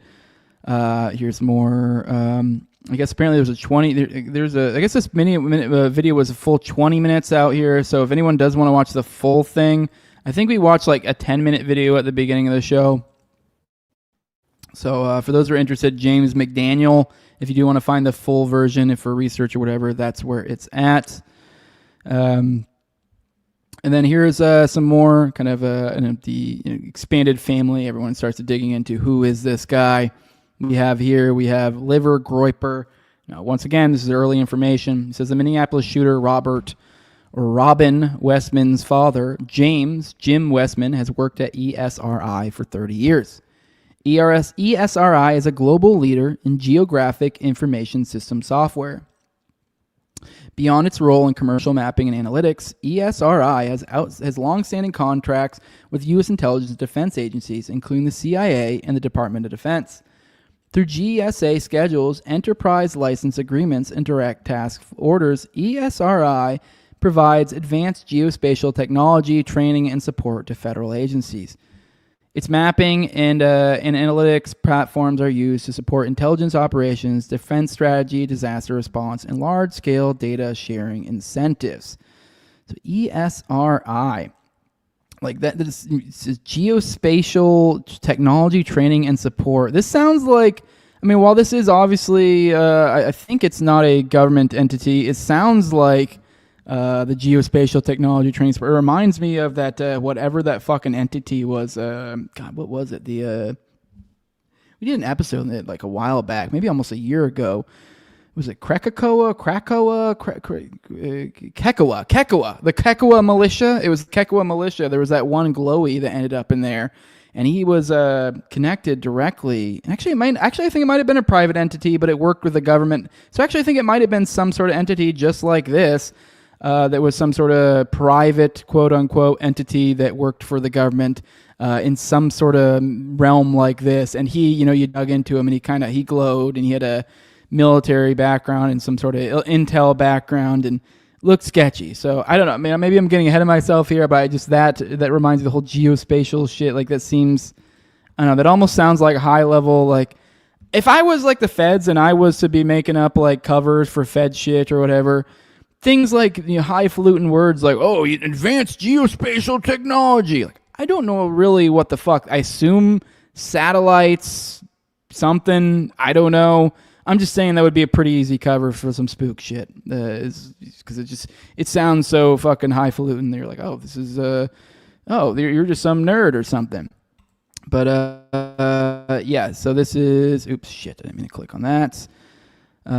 So I don't know what to make of this. Here's a picture of the guy, James Westman. I mean, he's probably going through a lot. I mean, although who knows, maybe there's more to this. Here's his LinkedIn out here. So, I mean, I guess I'm not seeing anything too crazy. And the LinkedIn is pretty standard. I mean, it's not like it even has like any crazy Ivy League, nothing. I don't see military background. So yeah, just the company, I guess, because it works with the government. So that's sketchy. All right. Yeah, I mean, I don't think there's anything else to indicate that there's anything there, but perhaps something to look for. All right. So what else we got here? We got... okay. All right, here's more. There's just another one on the Twitter accounts, which we covered earlier. So, all right. Well, let's check back in the chat. I think that's really all I have on here. I mean, if there's anything I missed that you guys can think of, let me know, because it really is very cursory new info. That's kind of all we got now. It's looking like to me probably some sort of 764 something or other.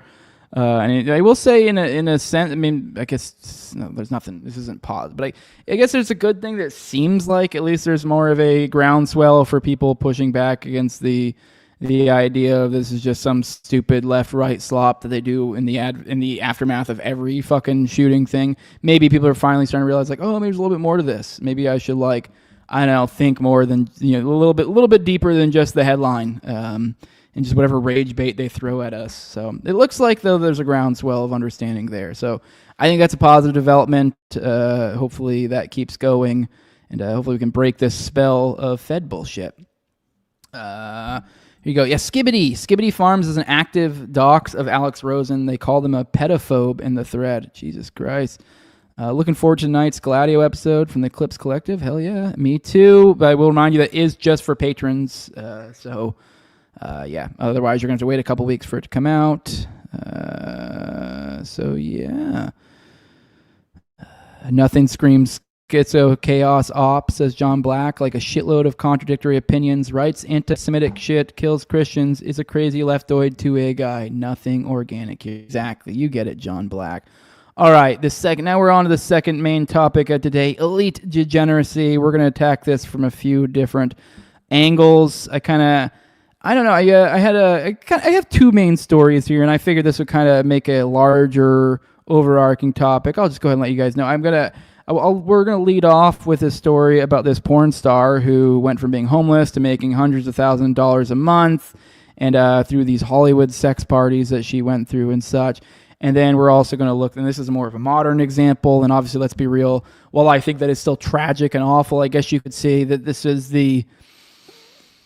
I hesitate to say good, but I guess the good side of whatever this is. And then we're going to cover, I guess, the bad side and a little bit more of an older example. There was recently a write-up of one of the Dutroux victims' parents, kind of I guess not reminiscing is the wrong word, going back over some of the information, and so I don't know, just kind of a look back at that. So I don't know, I felt like elite degeneracy, this is kind of the both sides of that same story, let's go ahead and get into this first story. This is over at New York Post. This is porn star Molly Little, which I'm going to go ahead and assume that is a pseudonym, Molly Little. Which you guys, maybe when you see a photo of her in a second, you'll get what I mean. She went from being homeless to making $200,000 a month and being paid to attend Hollywood sex parties. Now, you'll see in a minute, once again, Molly Little, the name, and then also how this ties oh so well into our follow-up story here, unfortunately. Here's a photo of the broad. Let's be real, she looks like 15. Which, I mean, I guess... to some extent, I apologize to any women out there who are maybe less, I guess, endowed or mature looking, I guess maybe is a nicer way of saying this. But I do think at the same time there is something to so like obviously like if just because you're a woman out there that is like flat chested or doesn't have a large butt or whatever, or doesn't seem very womanly, or hips or whatever, you're still deserving of love, and you're it's not pedophilia to be in love with you or whatever. But it is also, there is something to be of concern to where you're like, why is it that you are taking off like you are when you very obviously look a lot younger than you are? So, I mean, it is a weird line to cross. I mean, it's not my type. I'm not into this. I'm into, I'll be honest, I'm into women. I'm into like womenly. I'm into women that's like my wife is a mother and a wife. Like, I'm not saying, by no means am I implying my wife's fat or anything. What I'm saying is my wife's built like a woman. So there's no mistaking that as an adult woman. Whereas someone like Molly Little, not so much.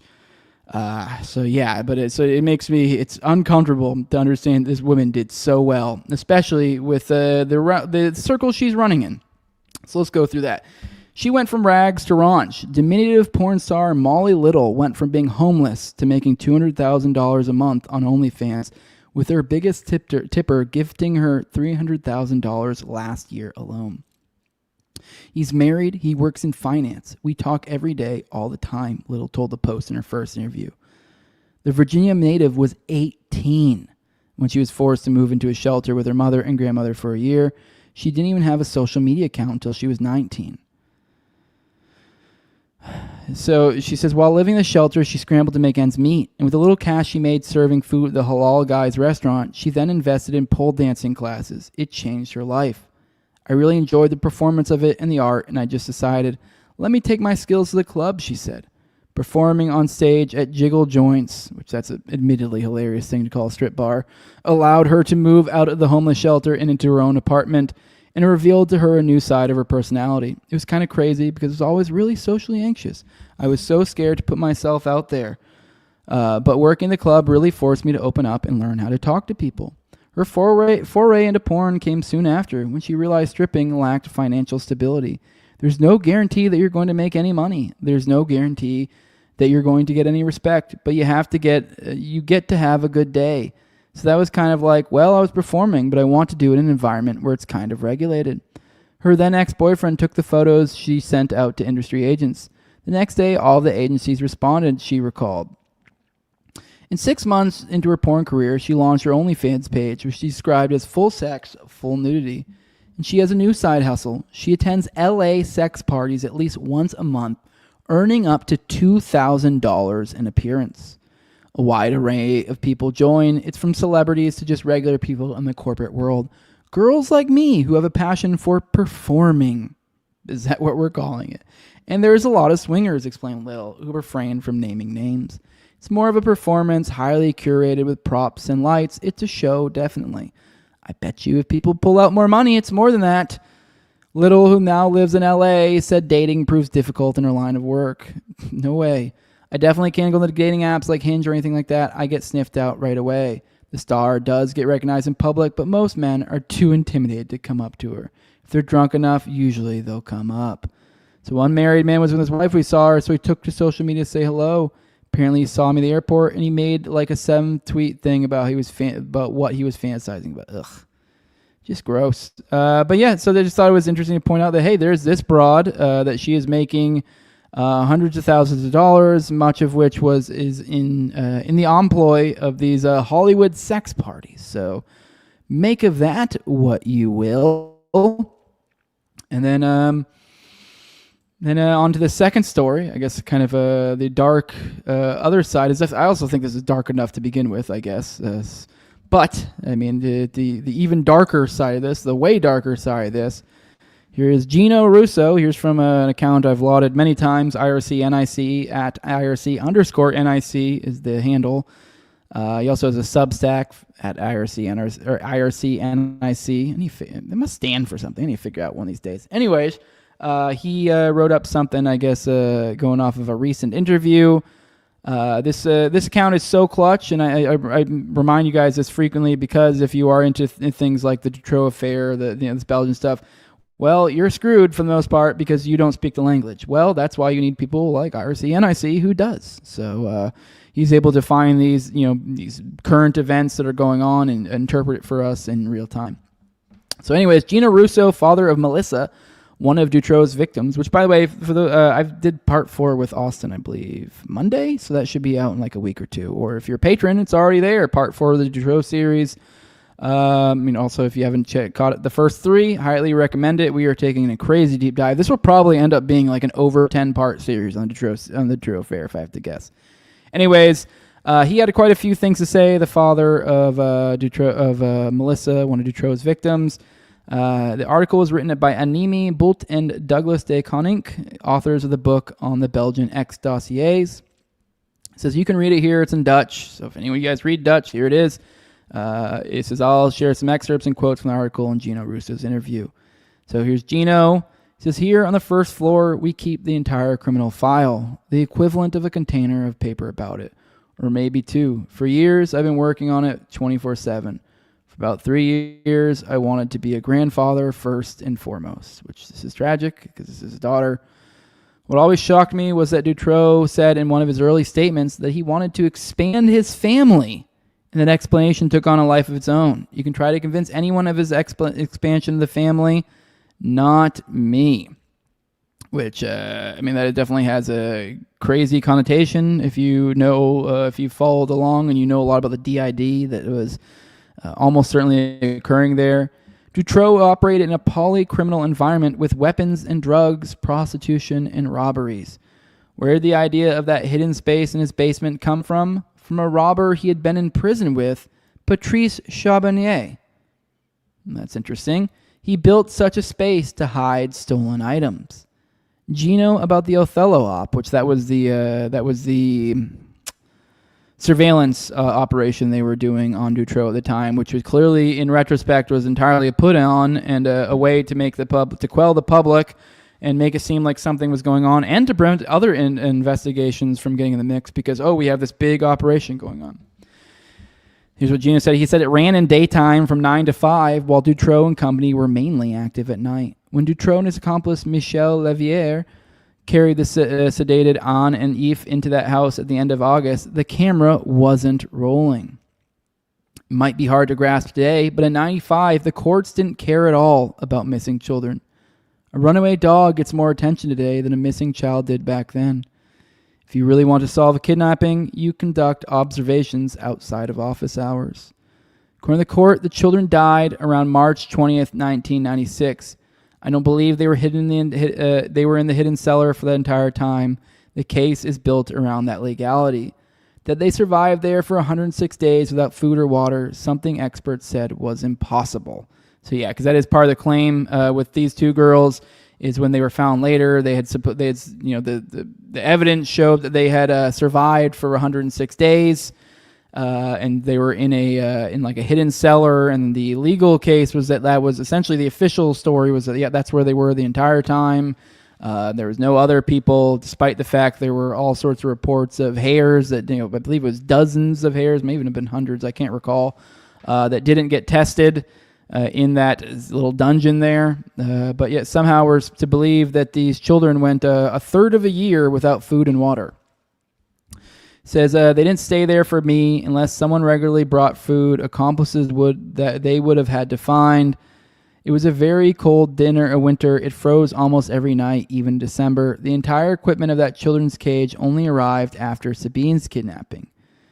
And it's from Humo. Says, René Michaud, leading Othello, said that when he searched the house with the children's cage, he heard children whispering. He then loudly shouted silence, and then nothing more was heard. Bruce says, for me, that's the story the gendarmes came up with after the fact. That whole setup with the whispering was aimed at reinforcing the idea that the girls had lived in that cellar from December 6, 1995 to March 20th, 1996. Sorry, that's impossible. That whole story about the children's voices is fake, even though almost everyone accepts it as true. That changes everything in the case. Without it, they would have had to look at all the testimonies about the girls from December to March. Those were now in the trash. I guess I never thought about it that way, but it would explain, I believe this is a commentary from IRC here, but that it would explain why Michaud claimed hearing the voices despite it making him look like the worst cop ever. The gendarme had to cover for the fact the girls might not have been in the basement, so they wouldn't have to explain why. Okay, interesting.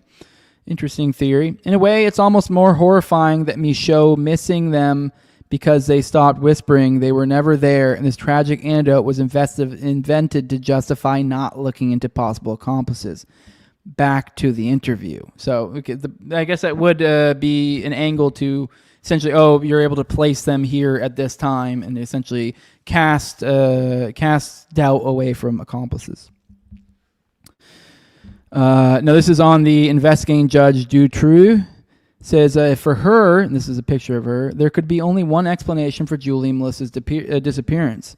That I am of the Sicilian descent. They had to search in my family. In and around my family, 128 people were questioned at the time. How many were in Jean Denis' family? None. I saw Connerat recently. He said he quickly realized, Connerat was the judge who got kicked off and where all the outrage kind of spawned out from, because that's when people realized the fix was in. He said he quickly realized his investigation was contaminated. He was removed from the case after a complaint from Dutroux, accusing him of bias because he attended a dinner organized by a non-profit organization, Marc et Corinne. This NPO advocated for the parents of missing children and, according to Dutroux's lawyer, was a civil party. However, that turned out to be completely untrue. From a purely legal perspective, they couldn't remove him from the case file, but they did so anyway. The mothers were at war with Dutroux. I'm trying to accentuate how that one's said as opposed to Dutroux, because I think even though Dutroux is technically pronounced like Dutroux, or something like that. But anyways, because Dutroux is the judge here, and the Dutroux is obviously the child rapist / kidnapper / whatever. So anyways, she had forbidden them to look at the bodies because they were in too advanced a state of decomposition.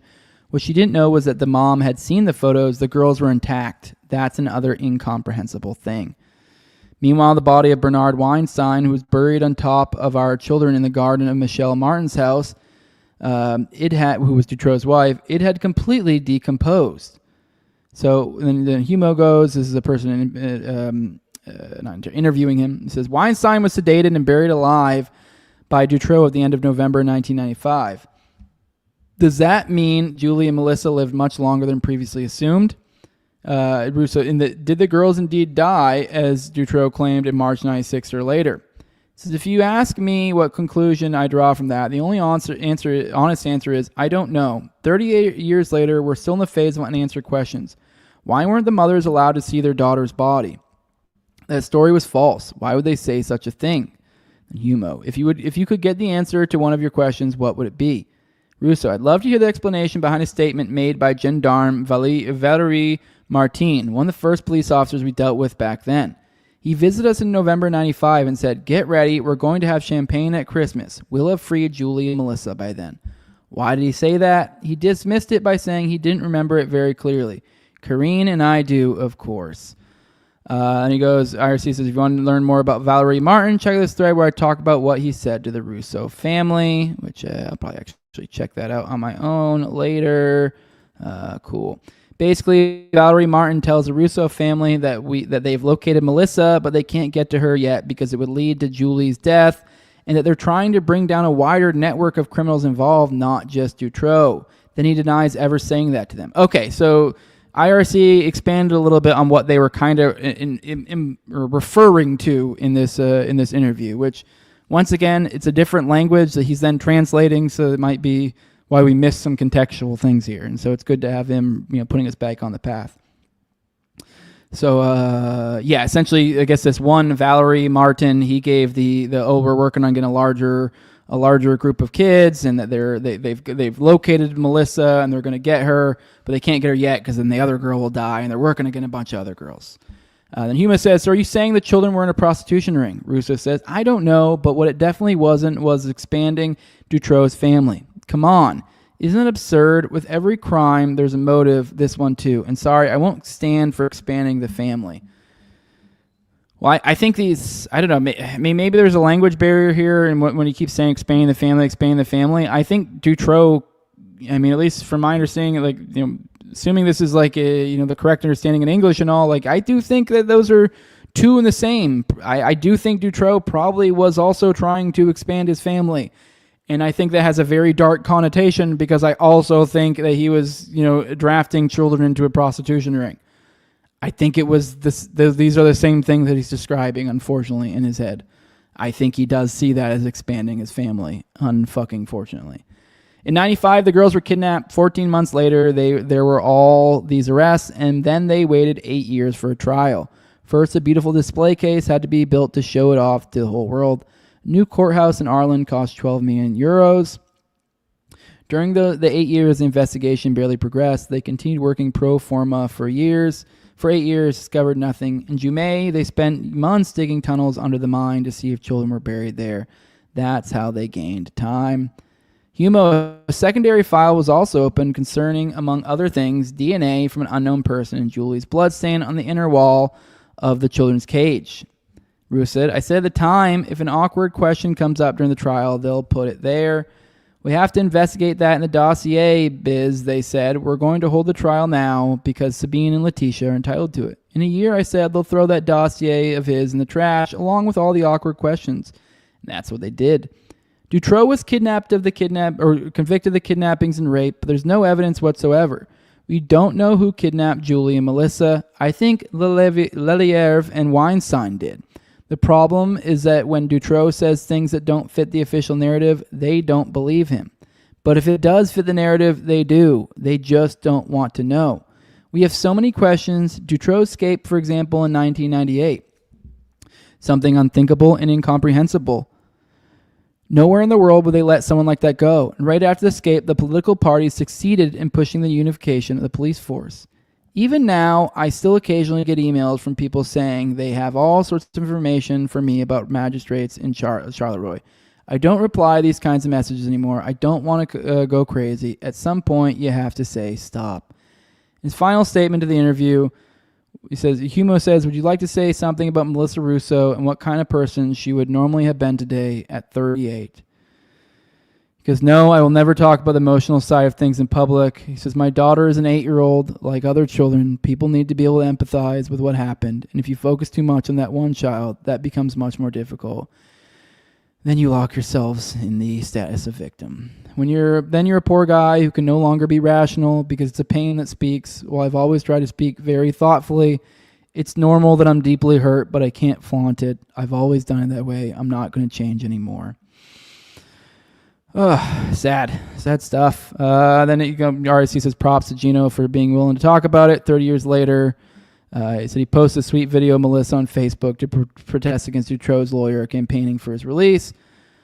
Said offer something in response. What better way to do that than with images? So there's a video, I guess, associated with, I guess, on Facebook. If you go find his account, he did post a photo or video of him and his daughter before, obviously, this awful occurrence happened. Sorry, I got a little bit weepy in the eyes there, actually, a little bit. That kind of sad. Fucked up. All right, let's check in the chat.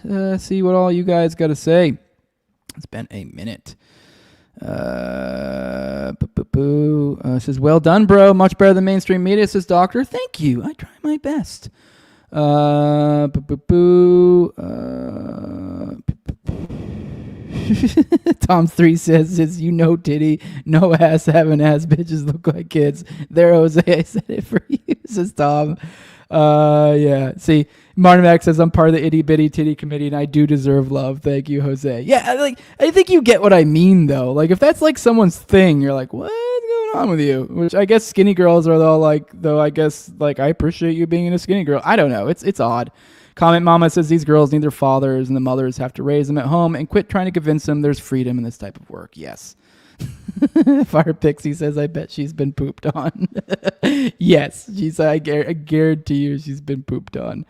So yeah, now everyone's talking about boobs and butts. The whole point there wasn't about like boobs being superior or butts being superior. You get what I'm getting at. Yeah, someone says you don't get $300,000 tip without getting pooped on, for sure. And Martin X says girls that work in the sex industry always go further for more money. I was a dancer at a strip club, and unfortunately there wasn't one girl there that if offered more money, they'd go further. Exactly. So it's kind of like, what do you think this broad's doing at Hollywood sex parties? Like, I don't think she's just the entertainment. So yeah.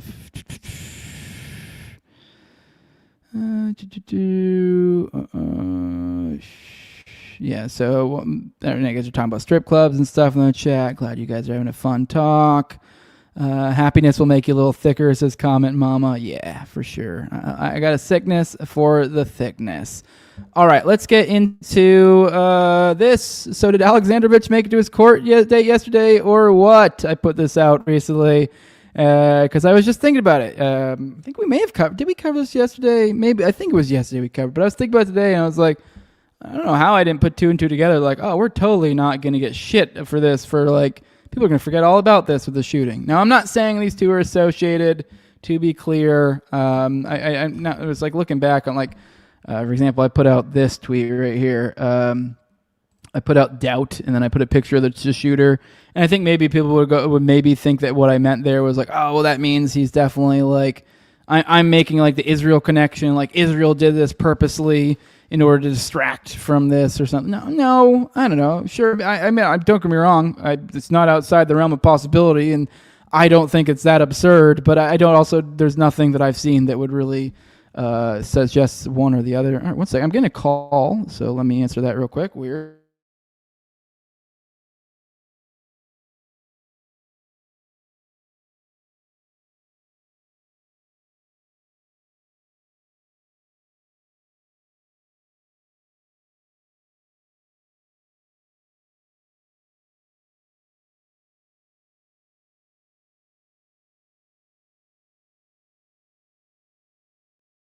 All right, I'm back. There was a call from the wife. Jeff snuck into the room.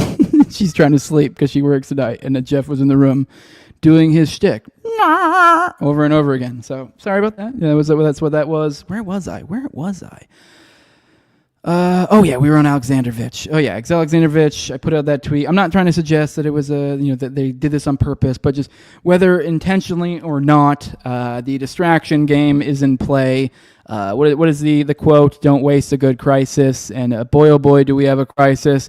And boy oh boy, does a certain country not need that fucking crisis. And boy oh boy, am I not gonna let them fucking? Am I gonna do my best to keep from giving them as much space as possible? As well, you should stay on this shit. But did Alexandrovitch make it to his court date? Survey says no, he did not. Which, who's surprised? Not me. That's for goddamn sure. Dang, what the hell? Here's from Reuters. Israeli official accused of Nevada sex crime ordered to appear in court via Zoom. So now he gets a Zoom carve out. Isn't that beautiful? Isn't that great? So hey, we're good, guys. Crisis averted. He's just doing his legal stuff via court or via Zoom. So we're good. We're good, guys. So an Israeli official accused of trying to meet a 15-year-old girl for sex outside Las Vegas has been ordered to appear via video link next week after he missed his arraignment hearing on Wednesday. Local media reported. Tom Alexandrovitch, a senior cybersecurity official with the Israeli government, was one of 8 people arrested as part of a multi-week operation by Nevada and federal authorities targeting child sex predators, according to an August 15th statement from the Las Vegas Metropolitan Police Department. So yeah, he was due to be at court in Henderson, just outside Vegas, on Wednesday. According to court records, local media said he skipped the hearing. The Review Journal quoted his lawyers as saying they had agreed with the district attorney's office that Alexandrovitch did not have to appear in person. Oh wow, isn't that nice of them? The judge was quoted by the newspaper as saying the district attorney's office had no authority to make that agreement and ordered his appearance next week. So I guess the district attorney tried to make this agreement. Okay, that he did not have to appear in person. And then, so this is my understanding of what's going on here. Keep in mind, I'm learning this along with you guys. So I guess the district attorney, so it's a little bit confusing here. The Review Journal quoted his lawyers, so these are Alexandrovich's lawyers, these celebrity lawyers we covered a while back, as saying they had agreed with the district attorney's office. So getting at the district attorney's office said that he did not have to appear in person. So I'm assuming what this is saying is, because I think if I remember correctly, it was a local district attorney that essentially allowed him to skip bail. And so I guess they said that he did not have to appear in person. I guess the judge disagreed with that. So the judge was quoted by newspapers saying the district attorney's office had no authority to make that agreement. So essentially the district attorney did something of which they supposedly had no authority.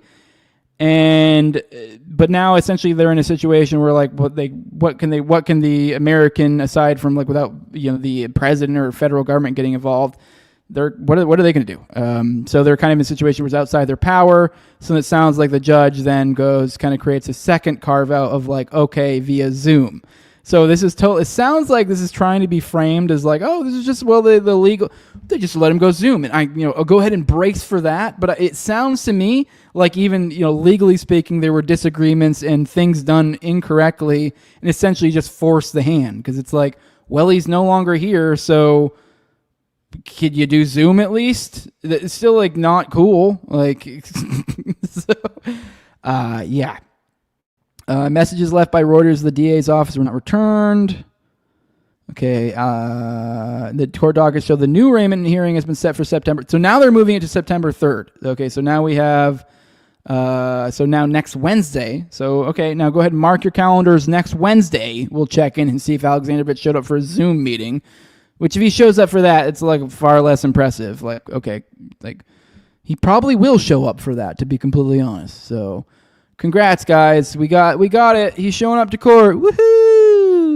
Woo! He will never show up in the United States. So that's the end of that one. Many such cases of Jews being the ultimate Jeet scammers. They are the king Jeets. That's what they are. Someone says Dutroux is free, isn't he? I'm looking back through the chat. No, he's not. He's actually still in jail, I believe. So he's been in jail for a while. Every now and then we get like crazy statements from him. So yeah, he's still in jail, from my understanding. Now, and Nihul, the guy who actually was like the guy above him, got like I think a few months for some lame ass drug charges, and everyone else went free. Did he immediately head for Israel, says Comment Mama? He sure did. Yep. So, oy vey, it's the DA's fault, says Gerald Ball. Exactly. All right, let's get into... Here's one I've been sitting on for a while that I've wanted to cover, and I've kind of accumulated tabs. Here's kind of a disparate conglomeration of stories that I think weave together a certain thematic story here. And this is coming from Hotstar, or for those who've read Eye of the Chicken Hawk, he's the author of Eye of the Chicken Hawk. Great follow. I'll be honest, sometimes the hints he's dropping out here or the tweets might be maybe a little bit too esoteric for me, and I'm like, what the fuck are you talking about, dude? But I think we can probably follow along with this one. We have a few things to go through. Let's go ahead and I guess try to find a place to start here. Here we go. The first place start, Israel. This is from Hotstar. Israel has been paying local criminals in Australia to fake attacks against Jews to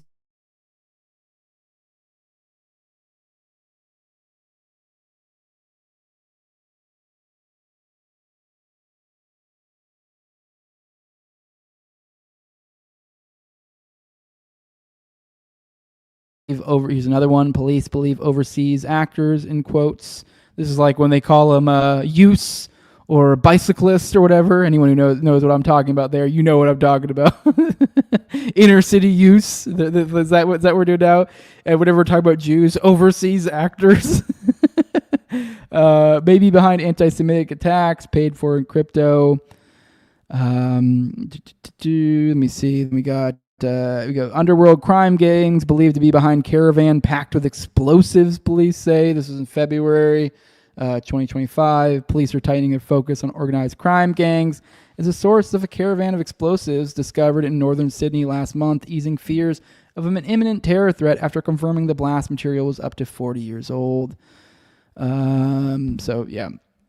More stuff. Then what else we got here? Then we got, here's another thing. 11 people have been arrested. There's an excerpt from some other thing. And several convicted in court after a spate of anti-Semitic attacks that have sent shockwaves through Sydney's Jewish community. But federal and state police are searching for those who are paying for and ordering the attacks. All right, 1 second, and then let's go up here, and then we have this. Here's a he quote tweets that, and he puts this: Angelo Loris guy seems to have traveled from Sydney to Melbourne to singe the door of a prominent synagogue.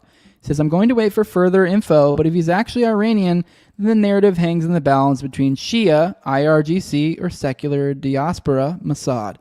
ASIO were onto this one fast. Some months ago, they publicly issued a warning to an unnamed foreign state actor after they discovered the Ades synagogue arson had been commissioned and threatened to identify the state actor publicly if it happened again. And here is a video. Here's more on this. Zio false flag just happened to coincide on the same night as the synagogue arson. Luckily, we have a suspect in the latter, so I'm sure we'll be getting to the bottom of this, won't we? And he tags ASIO, which is the Australian Security Intelligence Organization. So to be clear, I guess he's pointing. I guess the ASIO were working on this guy quick. This Angelo Loris fellow, which you're saying he's Iranian. Which, let's be real, I don't know. That's probably just who he's being supposed to be. But let's go and play this. A chilling video has been posted online showing a masked figure issuing a string of terrifying anti-Israel threats towards Melburnians.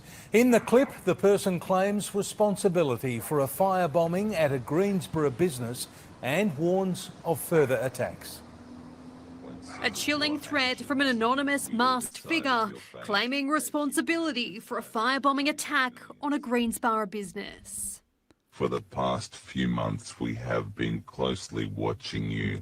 We have your addresses. Dressed head to toe in black, speaking in a digitally altered voice, the activist warns workers at the scene of the attack at Lovett Technologies, accusing every worker of being complicit in the genocide in Gaza. We all decided your fate, as you have decided the fate of millions. All the information we have about you will be distributed to our underground networks. This is a terrorist threat against Australian workers. Every Australian should be shocked. And then they brought on a Jew to ask him about it. Circulating across social media, the unverified video was shared by the Jewish Association. No way. All right, more on this, further coverage, because these were back in July. This was like last month. Here's another video. He says, imagine if this happened in a synagogue. And you do have to imagine it. That's what he had to say here. Let's play this. Good afternoon. First at 4, there's been a terrifying racist attack at a mosque in Melbourne's north. A man armed with a knife threatened worshippers, but as Jacqueline Stanley reports, he wasn't prepared when they decided to fight back. Mike, witnesses say this man was wielding a knife and walking directly towards this Islamic youth centre in Coolaroo. Inside, around 20 people were finishing their last prayer of the day around 6 p.m. Footage filmed by bystanders shows the dramatic police takedown. Boys, back now! Officers fired a taser when the 43-year-old Craigieburn man wouldn't heed their calls to drop the weapon. Bystanders even launched a trolley at the offender as officers were pinning him down.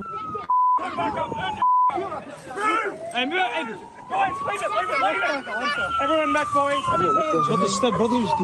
Witnesses here tell me the man was aggressively shouting Islamophobic slurs at them when he first arrived. They say he then left the car park before returning a second time, wielding the knife again. Luckily, police were on scene. There is no place for this hateful behaviour anywhere in our community, but most particularly around places of worship. That man remains in police custody.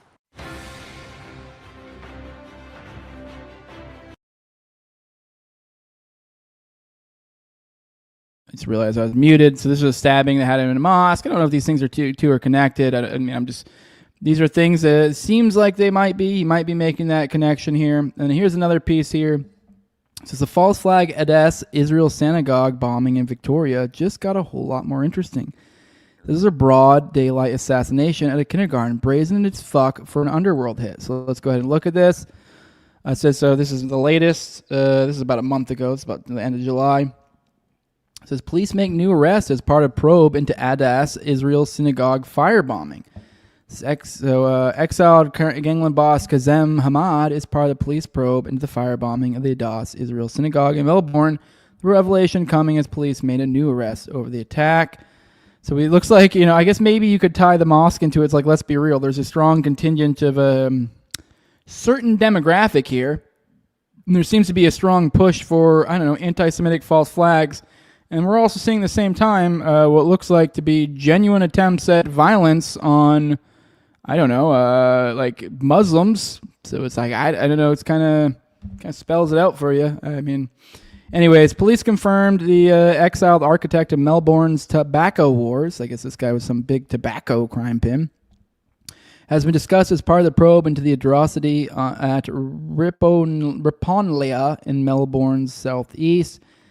That was a name that's come up in our investigation and that remains one of our ongoing lines of inquiry. The Australian Federal Police said on Wednesday, we have to investigate offshore links. And then there's further to this. So this Kazem Hamad guy is under investigation. This was July 30th. And then what is this? July 31st, within 24 hours, one of the crew members is executed. So Kaz Hamad, crew member, killed in suburban daylight execution. So essentially, to follow along with it, we have this firebombing that occurred over there, and then they go to investigate into it. And one of these big organized crime names comes up in it, and then within a day of him coming up as a major suspect of some sort in the investigation, one of his crew members is executed. So anyways, there's a man killed in a brazen daylight shooting in Melbourne's outer north was part of a street crew controlled by tobacco kingpin Kazem Hamad and his cousin, suspected major drug trafficker Ahmad Al-Hamza. Police intelligence holdings from 2022 identify Ethan Borsinos, 21, as a member of the gang, which has been linked to a string of drive-by shootings, home invasions, and violent assaults connected to a tit-for-tat feud that erupted at Al-Hamza as Al-Hamza was trying to wipe out rival crews in Melbourne's underworld.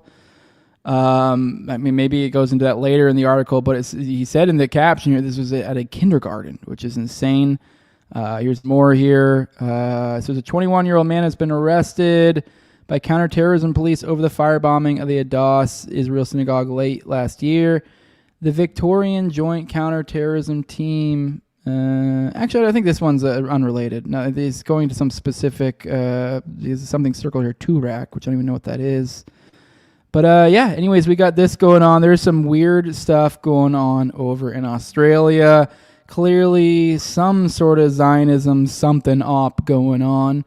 And then let's point to, I guess, an old op here. I think here's, I got one of you guys shared this to me. Was it Cowboy R. Fink? Thank you, buddy.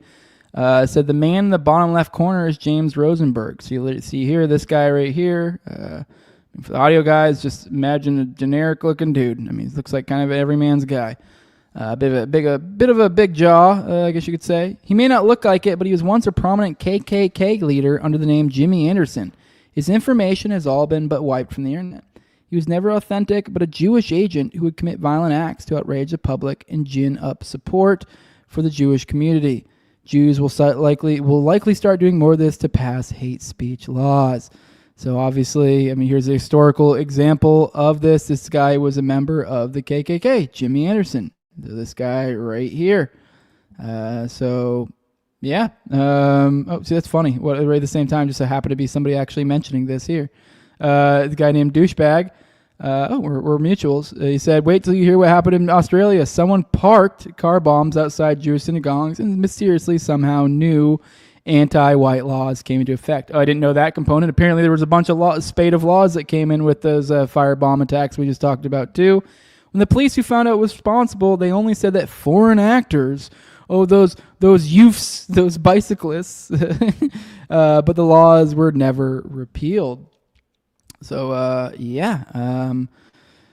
Then here's one more. And then here's, I guess, kind of roughly in this realm, I guess, an extreme example, I guess, kind of what we're driving at. I guess, I mean, once you understand the Jewish supremacist hatred that occurs in certain sects, I think you kind of understand. And here's probably one of the better examples of it. Baruch Goldstein. Oh, wow, this is actually from the same account. That's weird. I didn't realize it. But Baruch Goldstein, these were both from Uncommon Sense. It says Baruch Goldstein was a Jewish doctor who refused to provide medical services to Arabs, even those that served in the IDF, on account that they are subhuman according to Jewish law. He later entered a mosque and opened fire on 800 Palestinian Muslims, killing 29. His gravesite is still a pilgrimage site for Jewish extremists today, and many Jews still celebrate the anniversary of his massacre. All right, there's a 2-minute clip that kind of goes into who this guy is and gives you an idea. Let's watch that, and then I'll pop into the chat, and I think we'll get on out of here after that. Settler opened fire with an automatic rifle in a crowded mosque in the West Bank town of Hebron. At least 40 Palestinians were killed, scores more wounded. An American-born Jew, Baruch Goldstein, was himself a part-time soldier, although he worked primarily as a doctor at a nearby Jewish settlement. He was always there for anybody that was sick. Okay, he refused to treat Arabs. Palestinian fury as the victims of the mosque massacre are rushed to hospital in Hebron. Just minutes earlier, these people had been praying, celebrating the Arab fast of Ramadan. They were mercilessly gunned down by an Israeli settler. Doctors say most were shot in the back as they knelt to pray. What he did was something which is a loyal act of heroism on behalf of the Jewish people. Do you consider Dr. Goldstein a martyr, a hero? Yes. You consider him a hero? Definitely do. I was proud to know him, and I think he's one of the finest people I'd ever met. Even after what he's done? Even after. There's no question about it. He was a great man. There's no question about it. This was desperation for a man who was a moral man for every instant of his life. They deserved it, and they got what they deserved. Most upsetting part of this whole thing isn't that the Arabs were killed. It was that Dr. Baruch Goldstein was killed. I wish I had the guts to do it too. As night fell and they walked toward the cemetery, a woman shouted, Baruch HaTzedek. It was spoken with a thick American accent, and it meant Baruch, the saint. It is important for the Israelis to shift attention somewhere else and make the world forget what Goldstein did. Immediately after the Goldstein attack, the Israeli Secret Service clandestinely planted a bomb. Yeah, not great, right? All right, guys, just look through the chat. I see you guys have a lot to say, but I don't think you guys have much to say to me. You guys are all just chitty-chatting in the chat, and that's fine. If you guys have anything to say to me, feel free to. We're going to I think we're just going to get out of here. I do have an outro for you guys, a little bit long one. This one could get me in trouble, but I'm just saying fuck it. I know yesterday I was like, there's one I have that maybe I'm just going to do it. It's too funny not to. It's a fun one. I like it, so we're going to do it. That's how it works here. I push the rules. Worst case scenario, whatever. We just go to Rumble. And, then I don't have to deal with gay-ass YouTube anymore. So, yeah. With that, guys, if you want to support what I'm doing over here, before we get on out of here, leave a like, share, subscribe, comment, leave a 5-star review on iTunes or Spotify. Follow me on Twitter at TowerGangJose. Those are all steps you can take. It costs you nothing and help grow this channel. Help spread this message. And the highest level is my sponsors, and I read them. I'm retarded. I said that backwards. And if you really want to you want to contribute to the show in the best way you really can, that's with money. I mean, you really can't beat money, can you? And I understand, everyone, you don't have to, but I do try to give you guys your value from it, so at least it makes sense. I mean, hell, even if I didn't give you guys something back, I would hope that you get $2 worth of value a month, and that's the lowest level. But even then, on top of that, I provide paywalled content. You do 1 to 2 episodes a week that stay behind the paywall, that go behind the paywall stay there for weeks. And then I usually keep about 4 or so behind the paywall at any given time. So that's weeks of paywall content. You also get an ad-free RSS feed. You also get access to Telegram. You also get access to pre-show and priority for the call-ins on me and Austin's weekly live call-in show. And at the highest level, those are my sponsors, and I give a big shout-out to them as a big thank you for everything they do. I have my previous co-host on Tower Gang at Learn to Toad, who, by the way, last night we just started a new live reading series. So if you like those, go check that out. That's up on Patreon. Also, I have at Abrogate D's, at ZLVRACK, at _InfantZeal, Tim Tuttle, at John Klebel, Will Bells, Delicious Blueberry Rabbit Eye Wine, big fan of the show, Torme, at Wayne Taculus, and Not Masad. With that, guys, I love you all. We're going to get out of here. Stick around for the outro. I think you guys will get a good laugh for that. So, yeah, someone says, you still talk to Cole. I actually haven't really talked to him since it all went down. I don't know. I mean, nothing against him. I mean, we joked a little bit about it yesterday, but, I think he's just busy with life, and that's fine. So, and I'm a dude, so, me not talking to someone is not he doesn't like him. That's just, I don't talk to anyone. I talk to my wife. That's about it. And I guess if someone hits me up on, we have some back and forth, but I will go months and years without talking to people that I see as close friends or see as friends, and then we'll hit up with them or talk to them later. So, all right, let's go ahead and get out of here. Check this out. You guys will like this outro. This is a funny one. I'll see you all. What is today? Thursday. It should be here tomorrow. I don't see any reason why I wouldn't. So 11 a.m. Eastern. I should probably be dropping one of my paywalled episodes too. So keep an eye out for that. But love you all. Enjoy this.